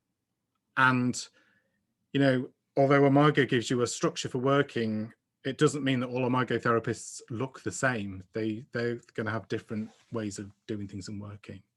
I'm kind of fascinated by that because I would have imagined that, if a couple come for therapy, there might be one of the conflicts might be that one of the partners is wanting that relationship to continue and is committed and the other partner isn't. And absolutely. I know when we went to therapy, I was the one that wanted the relationship to continue, and my husband at that point wasn't sure, but what he was committed to was giving the therapy a chance. Does that make sense? So yeah, absolutely. It wasn't that the commitment was that he wanted to stay, but he was committed to the therapy. That makes sense, doesn't it? Yeah. I think you might have answered my question a little bit, but what I was going to ask was, do you support couples to separate if that's what they choose to do, or would you step away from them at that point and let them then go because you were mentioning about if couples are not wanting to recommit, you wouldn't work with them. If couples came to you, went through the process, and then decided that they both didn't want to commit, would you then support them to separate in an amicable way, or what would? Well, I mean, different people will do different things. I mean, Joanna and I work differently. For me, I'd wonder what the therapy is about if they're not going to be working to commit. It may be that I have worked with couples who have separated and who want to dialogue about childcare responsibility. I've worked with couples who have separated and want to talk about how to get divorced amicably. Yeah. So you absolutely can choose to do all of those things if you want to. Hence why you could work with parents and adult kids, or you could use it with, I've used it with families. You can use it how you want. It's a tool, a way of a relational paradigm that you can use it the way you want. But I guess there's the importance of you deciding how you want to work with couples, and we certainly work very differently right with couples. Yeah, both. I think my question was more, so a couple comes to you and they want to work on their relationship, and they, like you were saying, you go through the sort of the first 6 sessions and then figure out what it is that's going on. If at that point they then went, actually we've come to this to try and make it work, but we've decided together that it isn't, and we're going to separate, how you deal with that? I guess that's a whole bit on itself, but that does happen. Not all couples that come to therapy stay together, and as part of the therapy, part of our job as a therapist, we have to be clear about what we do with that when that happens, because it does happen. One or both of them says, I don't want to do it, and so we have to have a way of dealing with that. I carry on working with a couple. If they do, most couples at that point leave. Most couples just say, it's not for me, and off they go. But some couples, as Ian said, do stay and process some of that within the relationship. And there's other tools around helping couples support them through that phase of the relationship. That's all in that doing the work section of that spiral. Okay, thank you. You're welcome. So we're going to have a 15-minute break now, just to give you an opportunity for make a cup of tea, a bit of a leg stretch. And after the break, we are going to look at the dialogue process, which is at the core of Imago relationship therapy. I'm going to show you a video of Joanna and I dialoguing. And we'll talk briefly about the different stages of the dialogue process. And then we're going to put you into pairs and give you a go at it. Okay, see what it's like. So just quickly, in the chat, I've put an address that you can click on. If you want an ebook that I've just written on 5 things great couples therapists do, please click on that. You'll be able to just sign up for the ebook. It'll also sign you up to my weekly Confident Couples Therapist. I basically will send you an email every week just talking about couples therapy, and they're really short emails just to talk about different aspects of couples therapy that you might want to think of if you want to work with couples.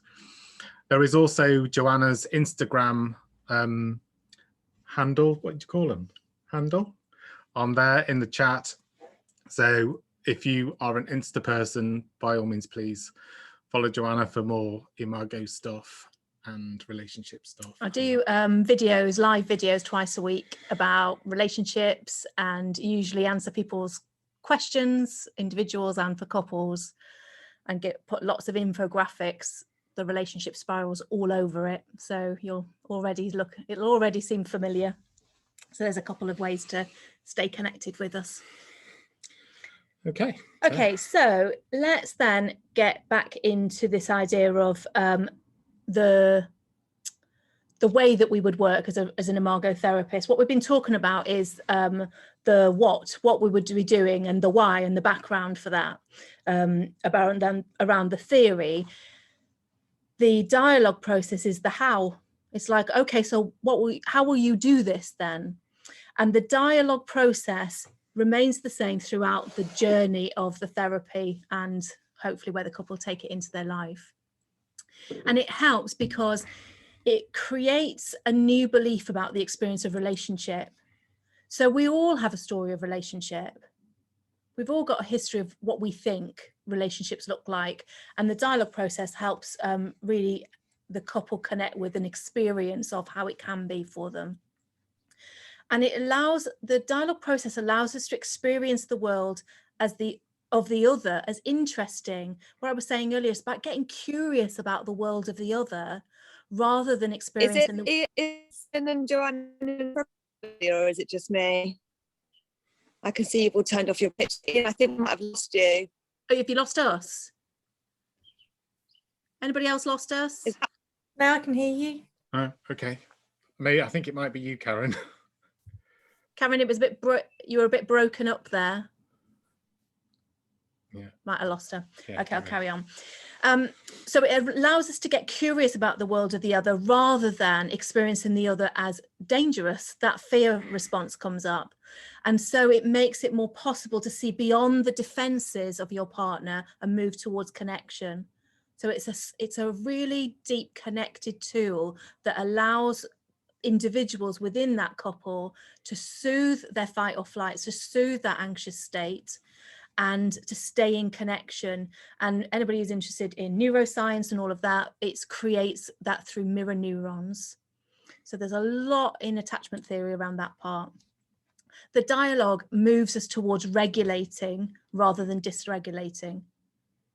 And you regulate with your partner, because you're facing one another and you're very close, and so you're going to experience your partner as the regulating partner rather than the therapist. And the process of the dialogue encourages differentiation because you're being curious, because you're learning to co-regulate, because you're staying in connection even though it's difficult. Then the process encourages differentiation, starting to see the other person as different from you with their own unique ways of seeing things. It also, as Ian was talking about earlier, it provides safety for the couple. It provides structure. It's a very structured process. And deliberately so, because it provides safety, and it provides a cushion of safety. So when that person feels dysregulated in any way, they've got a place to come back to. I know we always talk about this nice cushion of safety for the couple, but also the therapist, because if one of the or both of the individuals start getting dysregulated, you know what to do. You've got this process. And for the couple, it gives them an alternative to arguing. It's like, here's something that you can do, which is a lifelong tool for connection. It is a tool for connection. It's not a tool for communication, it's for connection. And you can use that all the way throughout your life instead of arguing. So couples are often very grateful for that, as you can imagine. Yeah. So let's have a look at the structure. We're going to show you the structure of an Imago dialogue. I'll let you talk through it. Okay, so I'm going to show you a clip of Joanna and I having an appreciation dialogue. So appreciations are really an important part of the work that we do with a couple. So here's a video that we recorded for the Getting the Love You Want workshop that we were delivering online, and it gives you an idea of the different stages of the dialogue process look like.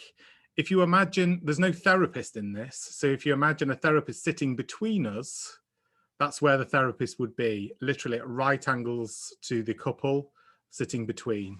The therapist will be my beautiful plants. Yes, a lamp. Oh, the actually, lamp. It's a lamp. Yeah. So just bear with me a second while I try this. Optimize. Share sound. Mm-hmm. And optimize for video clip. Yeah, okay. So you should be able to see us two sat beautifully opposite each other. Have you got that? Great. Right, let's just hope you can hear it. Joanna, are you available for an appreciation? I'm available. So, what I'd like to, one thing I appreciate about you is your fun and playfulness. So one thing you appreciate about me is my fun and playfulness. Yeah. Did I get you? Yeah. Is there more? Yes. I really like that we can have a laugh together and be stupid with one another. you really like that we can have a laugh together and be stupid with each other. Yeah. Did I get you? Yes, you did. It's when we do that, I feel connected to you, and also I feel very safe. So when we do that, you feel very connected to me and also very safe. Yes. Did I get you? Yeah. Is there more? It allows me to express that stupid, childish side of myself. So it allows you to express that stupid, childish side of yourself. Yeah. Did I get you? Yeah. Is there more? Yeah, I think if I link that back to my childhood, often that side wasn't necessarily appreciated much by my parents. So if you link that, excuse me, if you link that back to your childhood, that part of you wasn't really appreciated by your parents. Yeah. Did I get you? Yeah. Is there more? My mum would often tell me to stop being silly. So your mum would often tell you to stop being silly. Yeah. And my dad could be silly at times, but often wasn't even there. And your dad could be silly at times, but often he wasn't there. Yeah. Did I get you? Yeah. Is there more? So being able to have a laugh and be daft with you is just very liberating. So being able to have a laugh and be daft with me is liberating. Did I get you? Yeah. Is there more? I think especially because we both do a pretty serious job, so it's a way of letting off steam. And you think particularly because we both do a serious job, it's a way of letting off steam. Yeah. Did I get you? Yeah. Is there more? So I just really appreciate that you are willing to open up and be daft with me. So you really appreciate that I'm willing to open up and be really daft with you. Yeah. Did I get you? Yeah. Is there more? No, I think that's enough for now. Okay. So let me summarise what I heard then. That something that you appreciate about me is my playfulness and daftness that I bring to the relationship. And it helps you feel connected and safe with me. And it brings out a side of you that you couldn't really be in your childhood.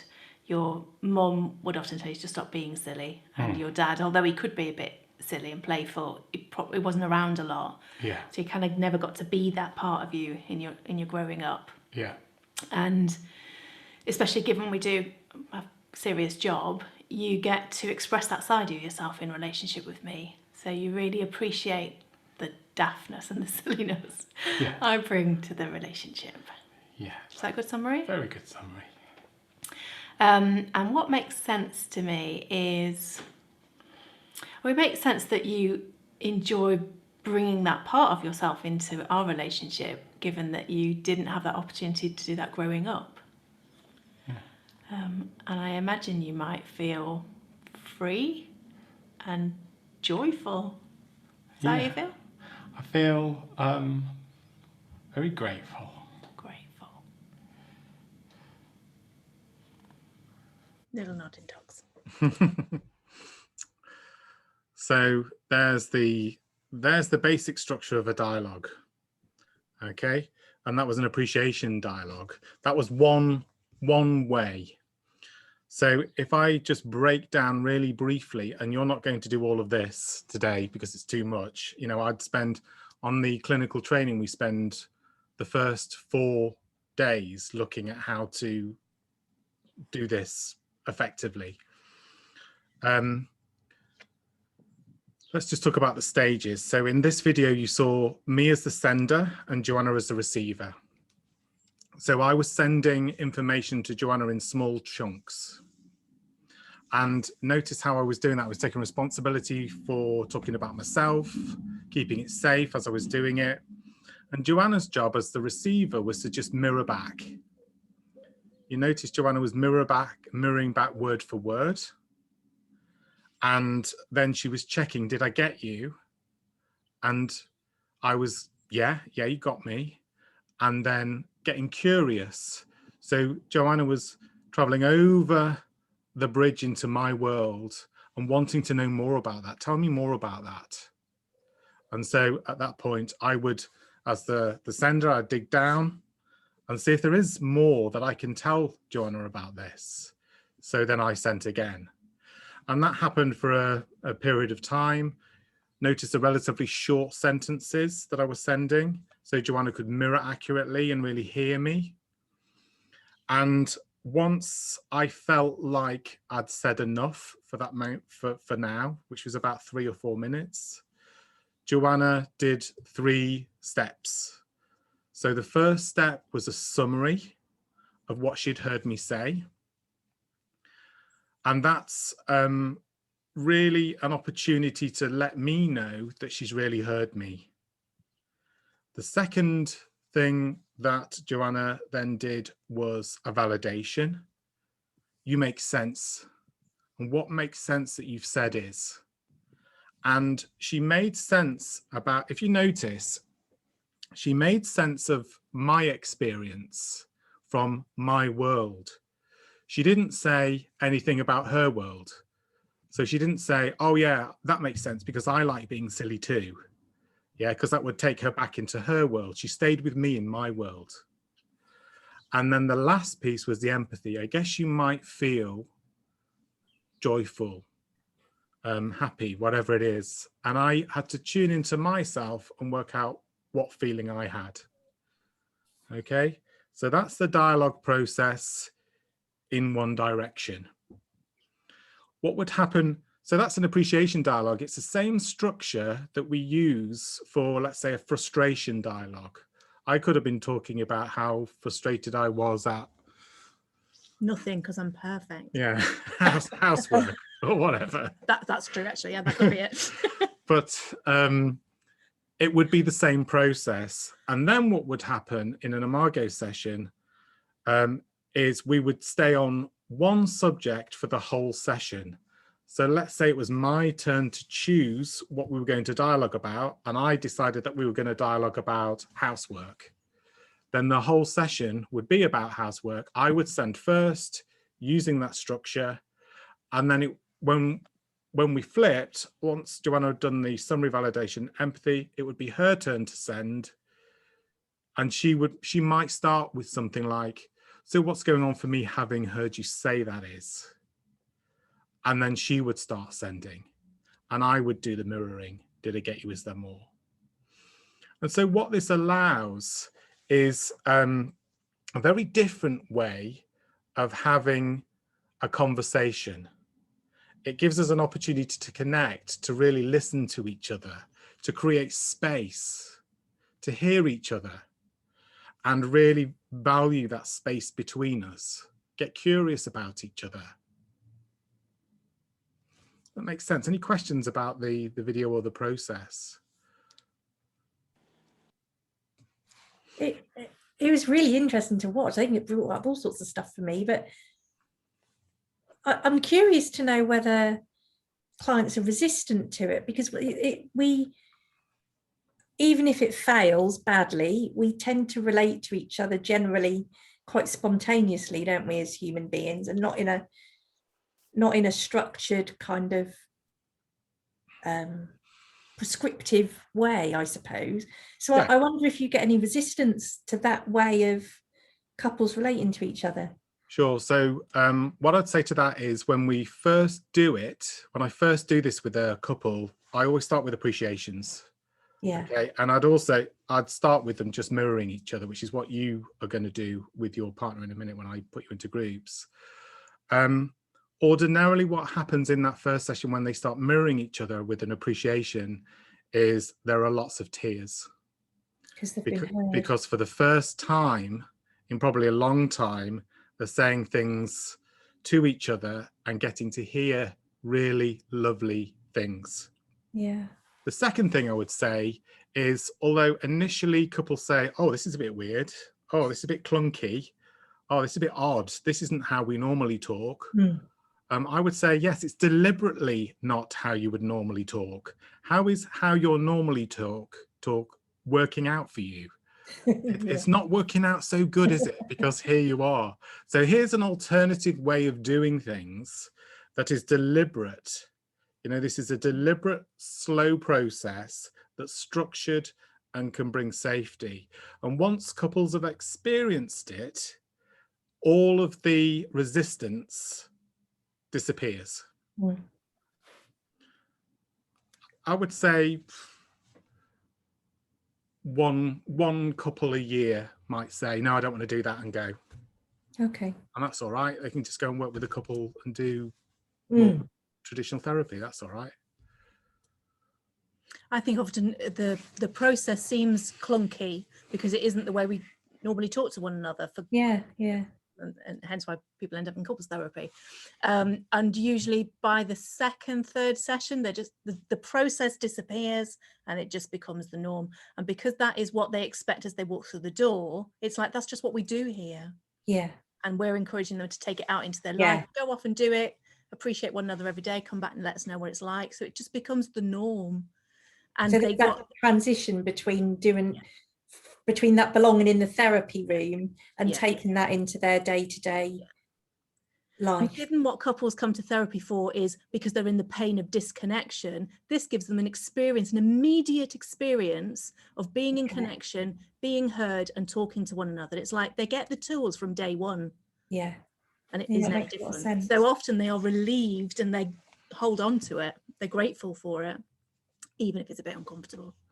It's also, if you think about the two roles that people tend to take in a relationship, this idea of minimizer and maximizer.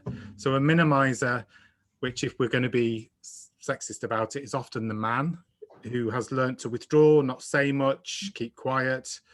The dialogue process creates space when they're the sender to actually start talking about what's going on for them. So your challenge as the therapist there is to encourage the minimizer to express what's going on for them. The maximizer, the person who's more readily willing to talk in the relationship and often could be quite dominating in the relationship, their challenge is to contain in the session. And so that's part of the facilitation process. Both of them are learning. I mean, one method of managing pain isn't better or worse than the other with minimizer and maximizer.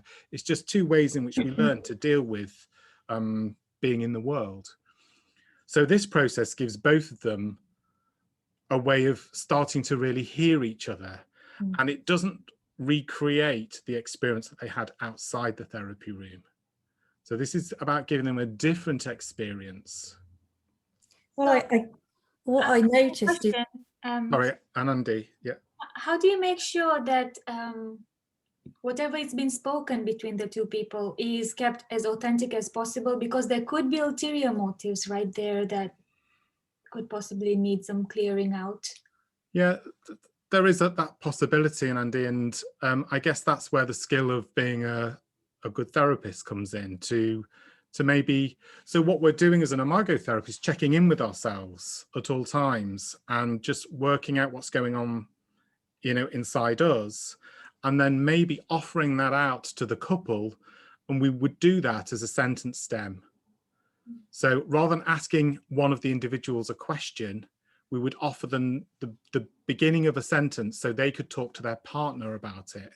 So if I was unsure about what one partner meant by what they just said, I might offer them a sentence stem of, and what I really mean by that is, or what's underneath what I've just said is, right. and work that way with them. Okay. But I want to keep the relationship and the focus between the couple, not onto me. And I would add to that, it's okay. People come to therapy to play their games. Of course, that's going to appear in that space between. That is going to happen. And as Ian said, it's about the therapist's skill of spotting that and offering sentence stems to deepen or shallowing the work. Good question. Great. Yeah. So when would the sentence stem come into place? Because I'm aware that you're doing the dialogue. Would you intervene throughout this? Would you wait until it's finished, or where would you kind of come in with the sentence stem? So a sentence stem is used mostly as an Imago therapist. I'm not saying anything. I'm allowing the process to take care of itself. if I thought that the sender was unsure of where to take it, I might offer them a sentence stem. If they were repeating themselves a lot, I might offer them a sentence stem to deepen the work. If I was going to say something else then, if they basically, I'm going to be using sentence stems to guide the direction of the work, and especially because at the beginning of the session they will have outlined what they want to dialogue about. So if let's say they said they want to dialogue about doing the washing up, and suddenly they start talking about picking the kids up, I might use a sentence stem to bring them back to the contract for that session, what they originally said, and how that links to doing the washing up is, and offer a sentence stem that way. So you're going to be gentle with your sentence stems, otherwise you're going to dominate the session. And mostly couples are pretty good at managing the session themselves. And would you start the affirmation, is it the appreciation dialogue, would you do that the first session, or would you kind of do more of an assessment first and then do that in, say, the third session, or how would that work? Well, I guess what you're talking about there is session structure. The great thing about Imago is each session is the same, because we're giving them predictability. Again, the more predictability we can give a couple, the more safety we can create. The safer they feel, the more likely it is that prefrontal cortex is going to come online and they're going to be able to connect with each other. So appreciations would happen every session in my sessions. The first session, and again, this is all of the stuff that we talk about on the Imago training, and there's a lot here, but the first session may be a bit more of an intake session, but within 20 minutes, I'm going to get my couple into dialogue doing appreciations, because I want them to experience the power of sitting opposite each other, looking at each other, and telling each other the things that they love about each other, because that ultimately is why they're there. Imago relationship therapy is about joy. It's about the joy of relationship, and it's easy for couples to forget the joy that they have. So I'm going to bring them back there, and this is why often there are lots of tears. There can even be tears, you know, when just sitting opposite each other and looking at each other, because I'm going to be coaching them in how to look at each other with kindness and gentleness and fondness, and that itself can elicit tears. Maybe that is in essence, Becky, the answer is it gives you a structure for each session, so you know what you're doing first, second, third, fourth. I mean, it will depend on how you individually work, how you do your intakes, how you sort of get started in the process, but what you will decide for yourself is how you're going to do it, and therefore when each couple walks in the door, you know how you're going to do it. So me too, I would do appreciations in the intake and every session. Okay, thank you for that. So what we're going to do is stick you into breakout rooms. Great. And what I'd like you to do is send an appreciation to the person that I pair you up with, and just mirror each other. Okay, you're going to have 15 minutes in total. So I don't know, 7 minutes each way, 6 minutes, whatever. And I just want you to experience what it's like to have somebody just mirror you back. You're going to appreciate, you can think of somebody in your life that you really appreciate. It could be a partner, it could be a friend, whoever, it doesn't matter. And I just want you to talk to the other person as if they were that person. Okay, so you're going to say, you know, one thing I appreciate about you is blah, blah, blah. And the other person's going to take the role of the receiver. They're going to mirror back. So what you appreciate about me is, and just mirror about word for word. And then they're going to ask two questions. Did I get you? As in, am I getting the essence of what you're saying? And then, is there more about that? From a place of curiosity. Okay, from a place of real curiosity. Does that make sense? So as the sender, you might deepen it. You know, this is important to me. You know, I appreciate such and such about you. It's important to me because, you know, when you do that, it helps me feel whatever it is. Keep it simple. Something I appreciate. This is important to me. and it helps me feel. Just 2 or 3 sentences, really, for you to have an experience of sending in that way, and also for you to mirroring. Okay, so how was it? What did you notice?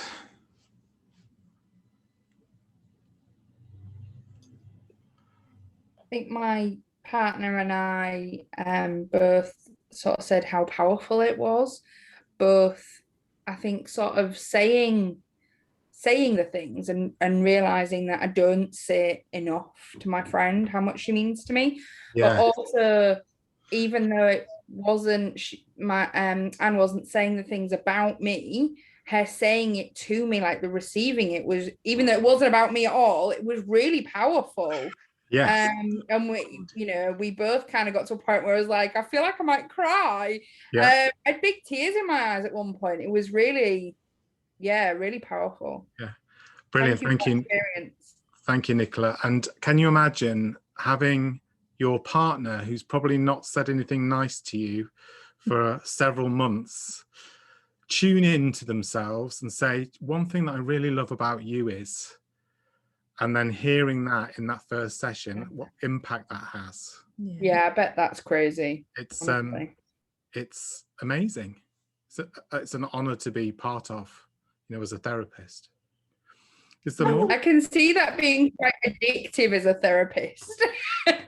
it's you know, my favorite work is that work with couples, because it's so precious. It's a beautiful thing to be part of such an amazing connection as I'm working with a couple, especially once I've worked with them for a while, and we all, you know, we trust each other, we know what we're doing. You're in that team. Yeah, the team's there, and they're able to sort out and talk about things that they just have never talked about before, or they find out things that they just didn't ever know about each other before.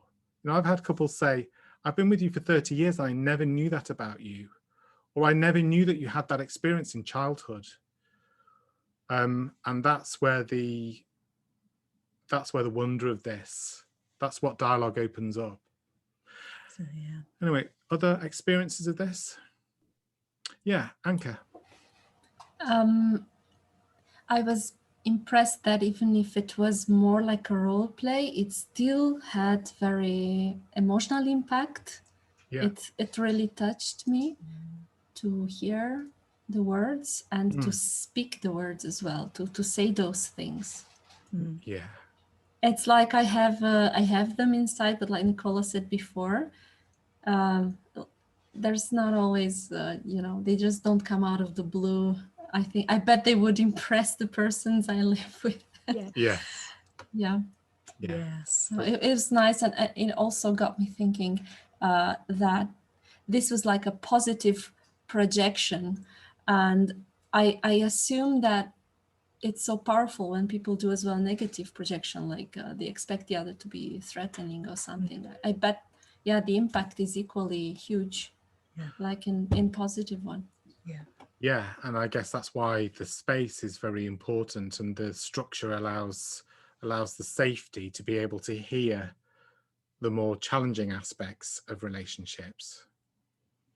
I think maybe what you're both touching on, the importance of why we start the Imago sessions with an appreciation, is because it helps you start getting to that sense of connection. And the appreciations are, I say, are the therapy. Because not only do you let your partner know the things that you love and cherish about them, but you have an experience, exactly what you're saying, Anka, of connecting with verbalizing it. And that is an act of self-love. You start connecting with that. And so when I then in the future think, well, he can't possibly care about me because he did X, Y, and Z, then I have an experience of all of those wonderful appreciations where I think, God, I feel so loved and cared about. So possibly that causes a conflict within my own stories. So they are beautiful part of the therapy. Is there more?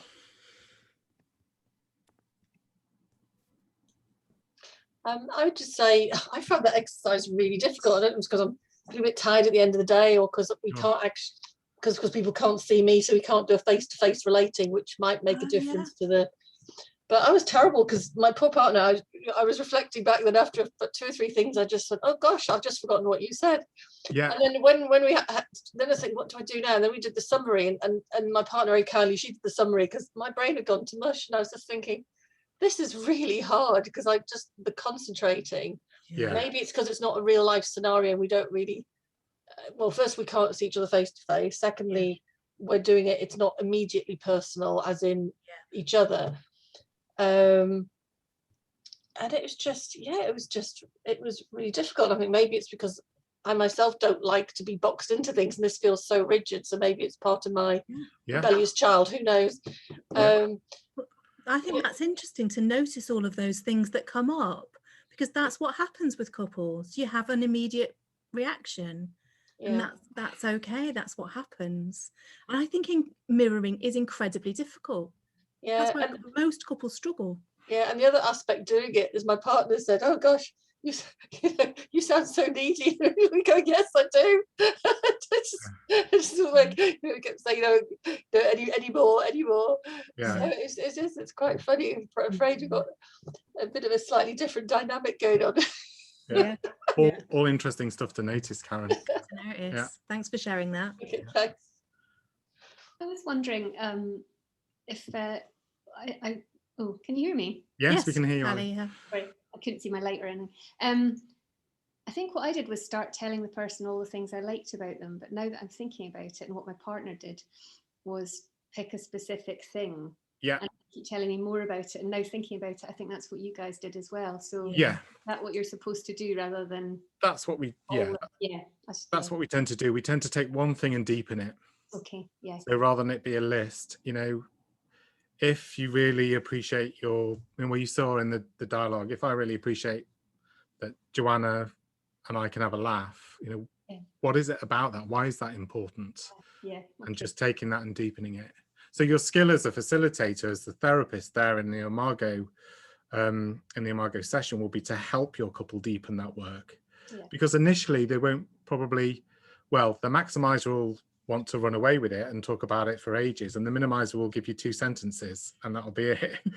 So the skill comes in helping both of them get heard and explore a bit, be reflective on what this is really about for them.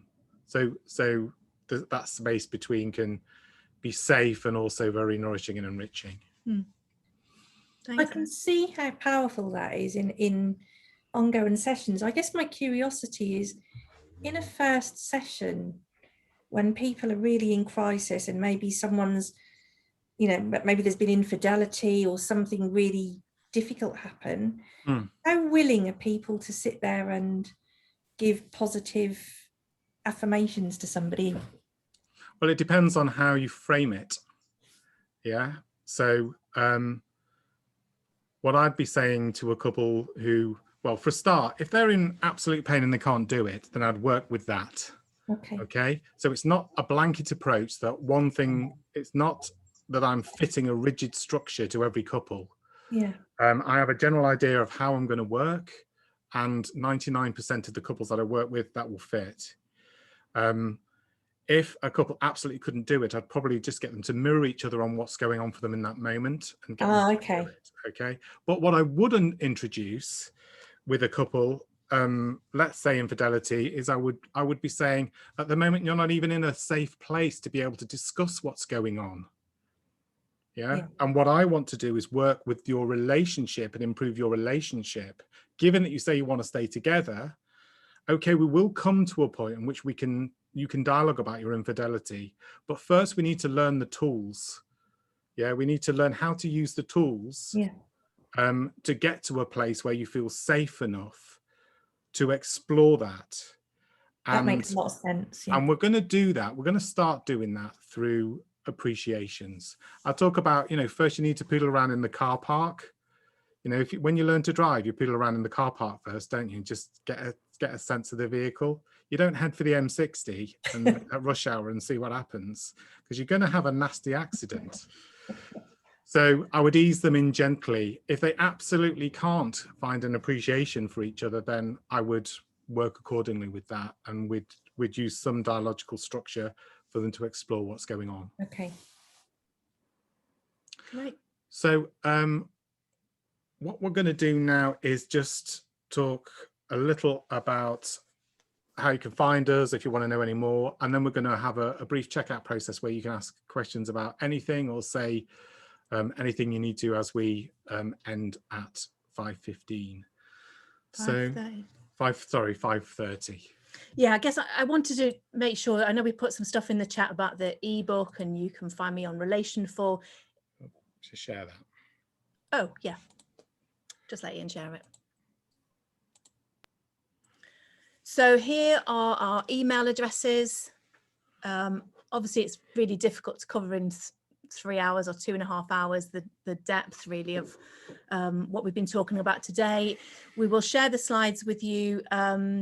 We'll have to do that through the conference, and they can send them out to you. But if you've got any questions, or you've got anything that you want to follow up, contact us and talk to us about it. Either one of our emails or at the Affinity Centre. If you go onto the Affinity Centre, you'll see lots of different ways that this is offered out in different. So the Getting the Love You Want workshop and the Keeping and Finding and Keeping Love workshop are almost like our TA 101.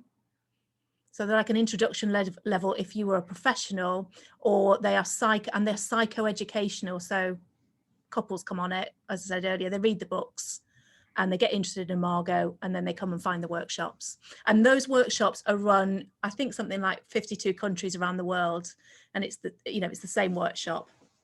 So just to outline, those workshops are not aimed at therapists. Those workshops are aimed at the public, basically. So Getting the Love You Want is the 2-day workshop for couples, and Finding and Keeping Love is the 2-day workshop for individuals who want to explore more about their part in relationship. And the things we've been talking about. There's obviously Ian's talked about his Margot clinical training, and the other thing that we've got on the website is the dialogue process.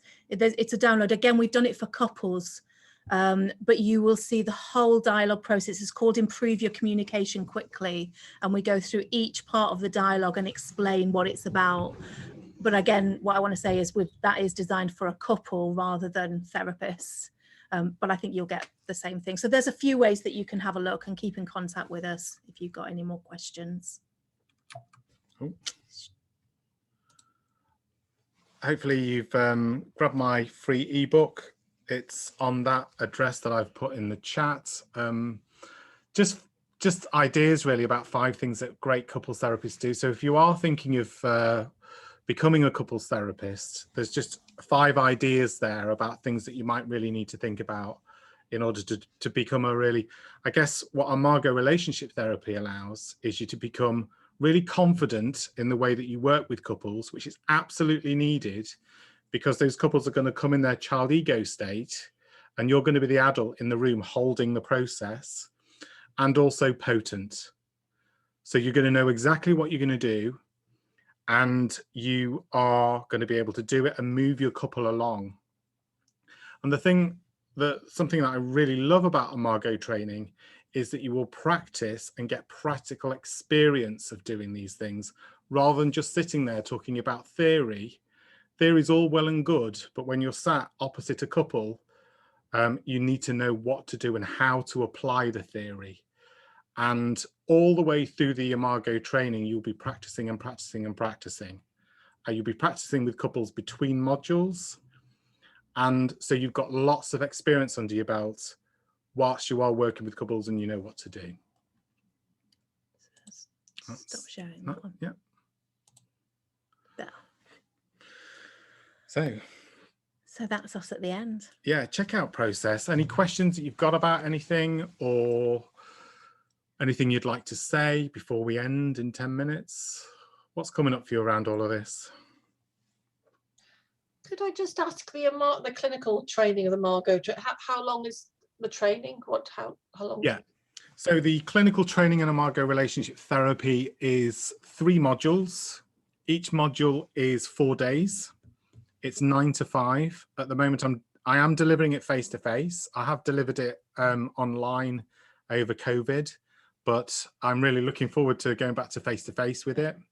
Yeah.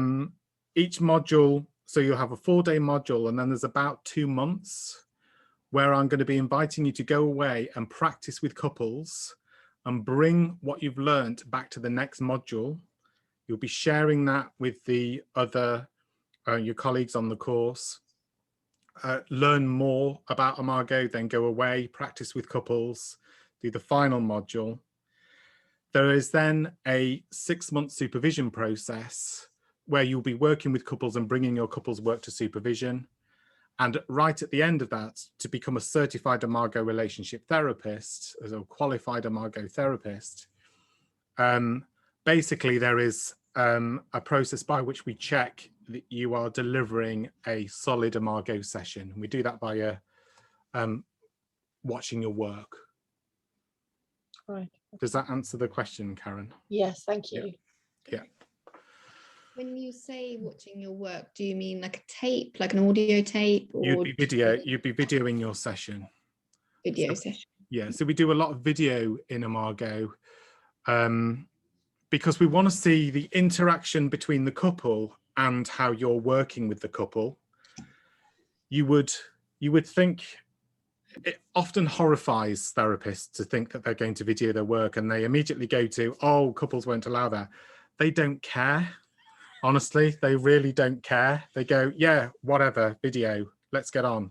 And it depends on, if you're saying if you'd be willing to let me video the work, it's so I can be a better therapist for you. And nobody else is going to see it other than my supervisor. They usually, yeah, fine, crack on. So that's how we assess the work, really. Is there any written work in that? There is two pieces of written work after the 3rd module. They are personal reflections. They are not, we don't ask for big essays. We're not interested in Imago, as an Imago trainer, I'm not interested if you can write a nice essay. I'm interested if you can hold a couple in dialogue and help them to connect. So that's why we're looking at the work in the video. And honestly, if at the end of the training and 6-month supervision, if you can't hold a couple in dialogue and help them to connect, then I've done something really badly wrong. So honestly, you'll be nailing it by then. Absolutely nailing it. Thanks for that. Any other questions or things that you'd like to say as you to check out of today? Anka. I'd like to thank you for this beautiful workshop and maybe give you back the main ideas that I want to take with me from here. Yeah, lovely. Brilliant. One of my favorites was the idea of reclaiming lost parts of ourselves. Yeah. And couple experience, including conflict, as attempts at growth and healing. I love this idea. The other one is that healing and hurting are consequences of relationship quality, and that developing interest in one another as in a partner of growth, something like this, would be a focus of our tuning into the relationship. Yeah. And I really love the part about diminishing the heaviness of failures, which you mentioned at some point really quickly, but Yeah. I caught it because it was important to me when you said something like, oh, it's just a power struggle. Yeah, like normalizing it. Yeah, like it's experienced as usually as very huge failure and lack of hope. But when you just say, it's just a power struggle, it's like just another rainy day, but it's gonna pass, makes it. I think you've said the word there. It's almost like it reignites hope. Yes. Yeah, thank you. So, thanks. Thanks for being here and participating. Thanks, Anka. I'd like to say something. That's Yeah. okay. Amanda, yeah. So I was very excited for this, and I think you haven't let me down at all. I loved every aspect of the Imago theory, and I was constantly validating myself as I was relating my experiences. to all that she was saying. I can't wait to share it with my husband as well, because we usually talk about TA stuff and all that, and he understands that. So, and share it with my other friends as well. I have signed up for the ebook, Ian. I was just wondering how long until I get the link in my email. It should ping in there relatively quickly. If for any, it's usually about 3 or 4 minutes. If you don't get it, Andy, just email me and I will make sure I'll have a look at what's gone on there. Also check your spam. It might have gone to spam, but right. Have a look. It should come pretty quickly.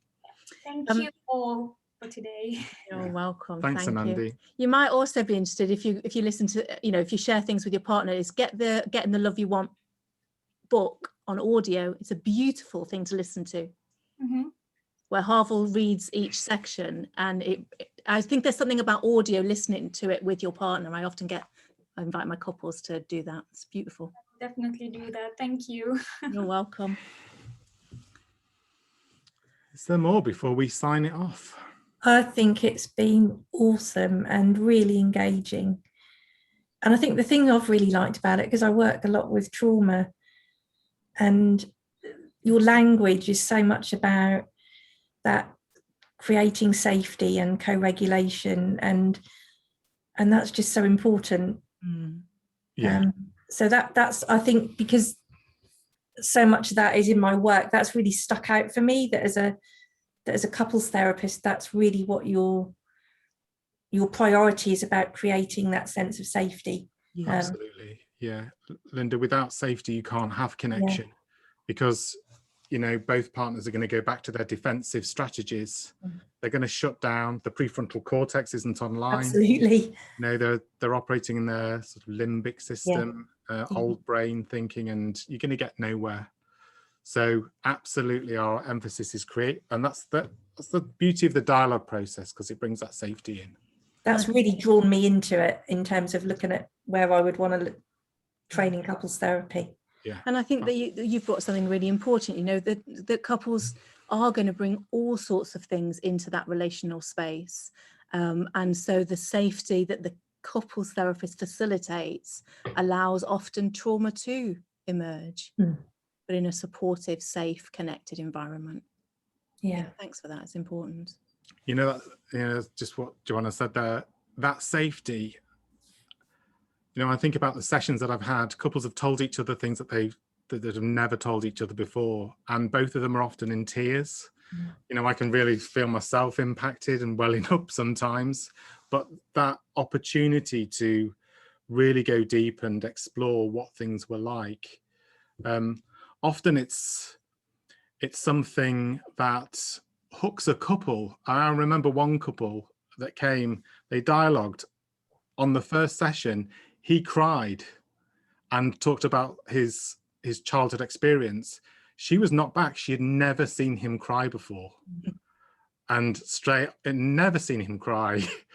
And from then on, they just dialogue beautifully with each other. So it's amazing. Can you tell we're fans? You can. It's all right. It's all right. Yeah, thank you very much. I'm in a long, very long relationship, and have often said it felt, we've had several relationships in our time. So I really liked your relationship spiral. That felt absolutely how it is. So how it is. Yeah, thank you for that. Isn't it Esther Perel that says that you have a million relationships, or you sort of grieve a million relationships because you keep meeting somebody new in long-term relationships? He's awesome. Yeah. Fab. Well, just sorry, David. Sorry, I just wanted to say thank you, massive thanks. Really enjoyed it, genuinely, and I know there's a lot more to sort of this and couples work, but you've really sort of made it feel a bit less daunting. So, and that's good. Thank you. You're welcome. Thanks, David. I'd really encourage, honestly, couples work is a joy. Once you've got a good understanding of how you're going to work, a clear understanding of how you're going to work, whether it's Imago or whatever, it is truly joyful experience to be able to sit there and help two human beings to connect. To be part of that is a really special thing. So David, I really encourage you to get in there. And for men especially, it can be an amazing experience to be understood often when they often feel not understood. So brilliant. So we're about out of time. I thank you all for coming. I really appreciate it. And please email me if I can be of help or any questions. Thanks for your lovely comments in the chat too. I'm glad that you've enjoyed it, and it's been good afternoon. So I think I'm going to press the end.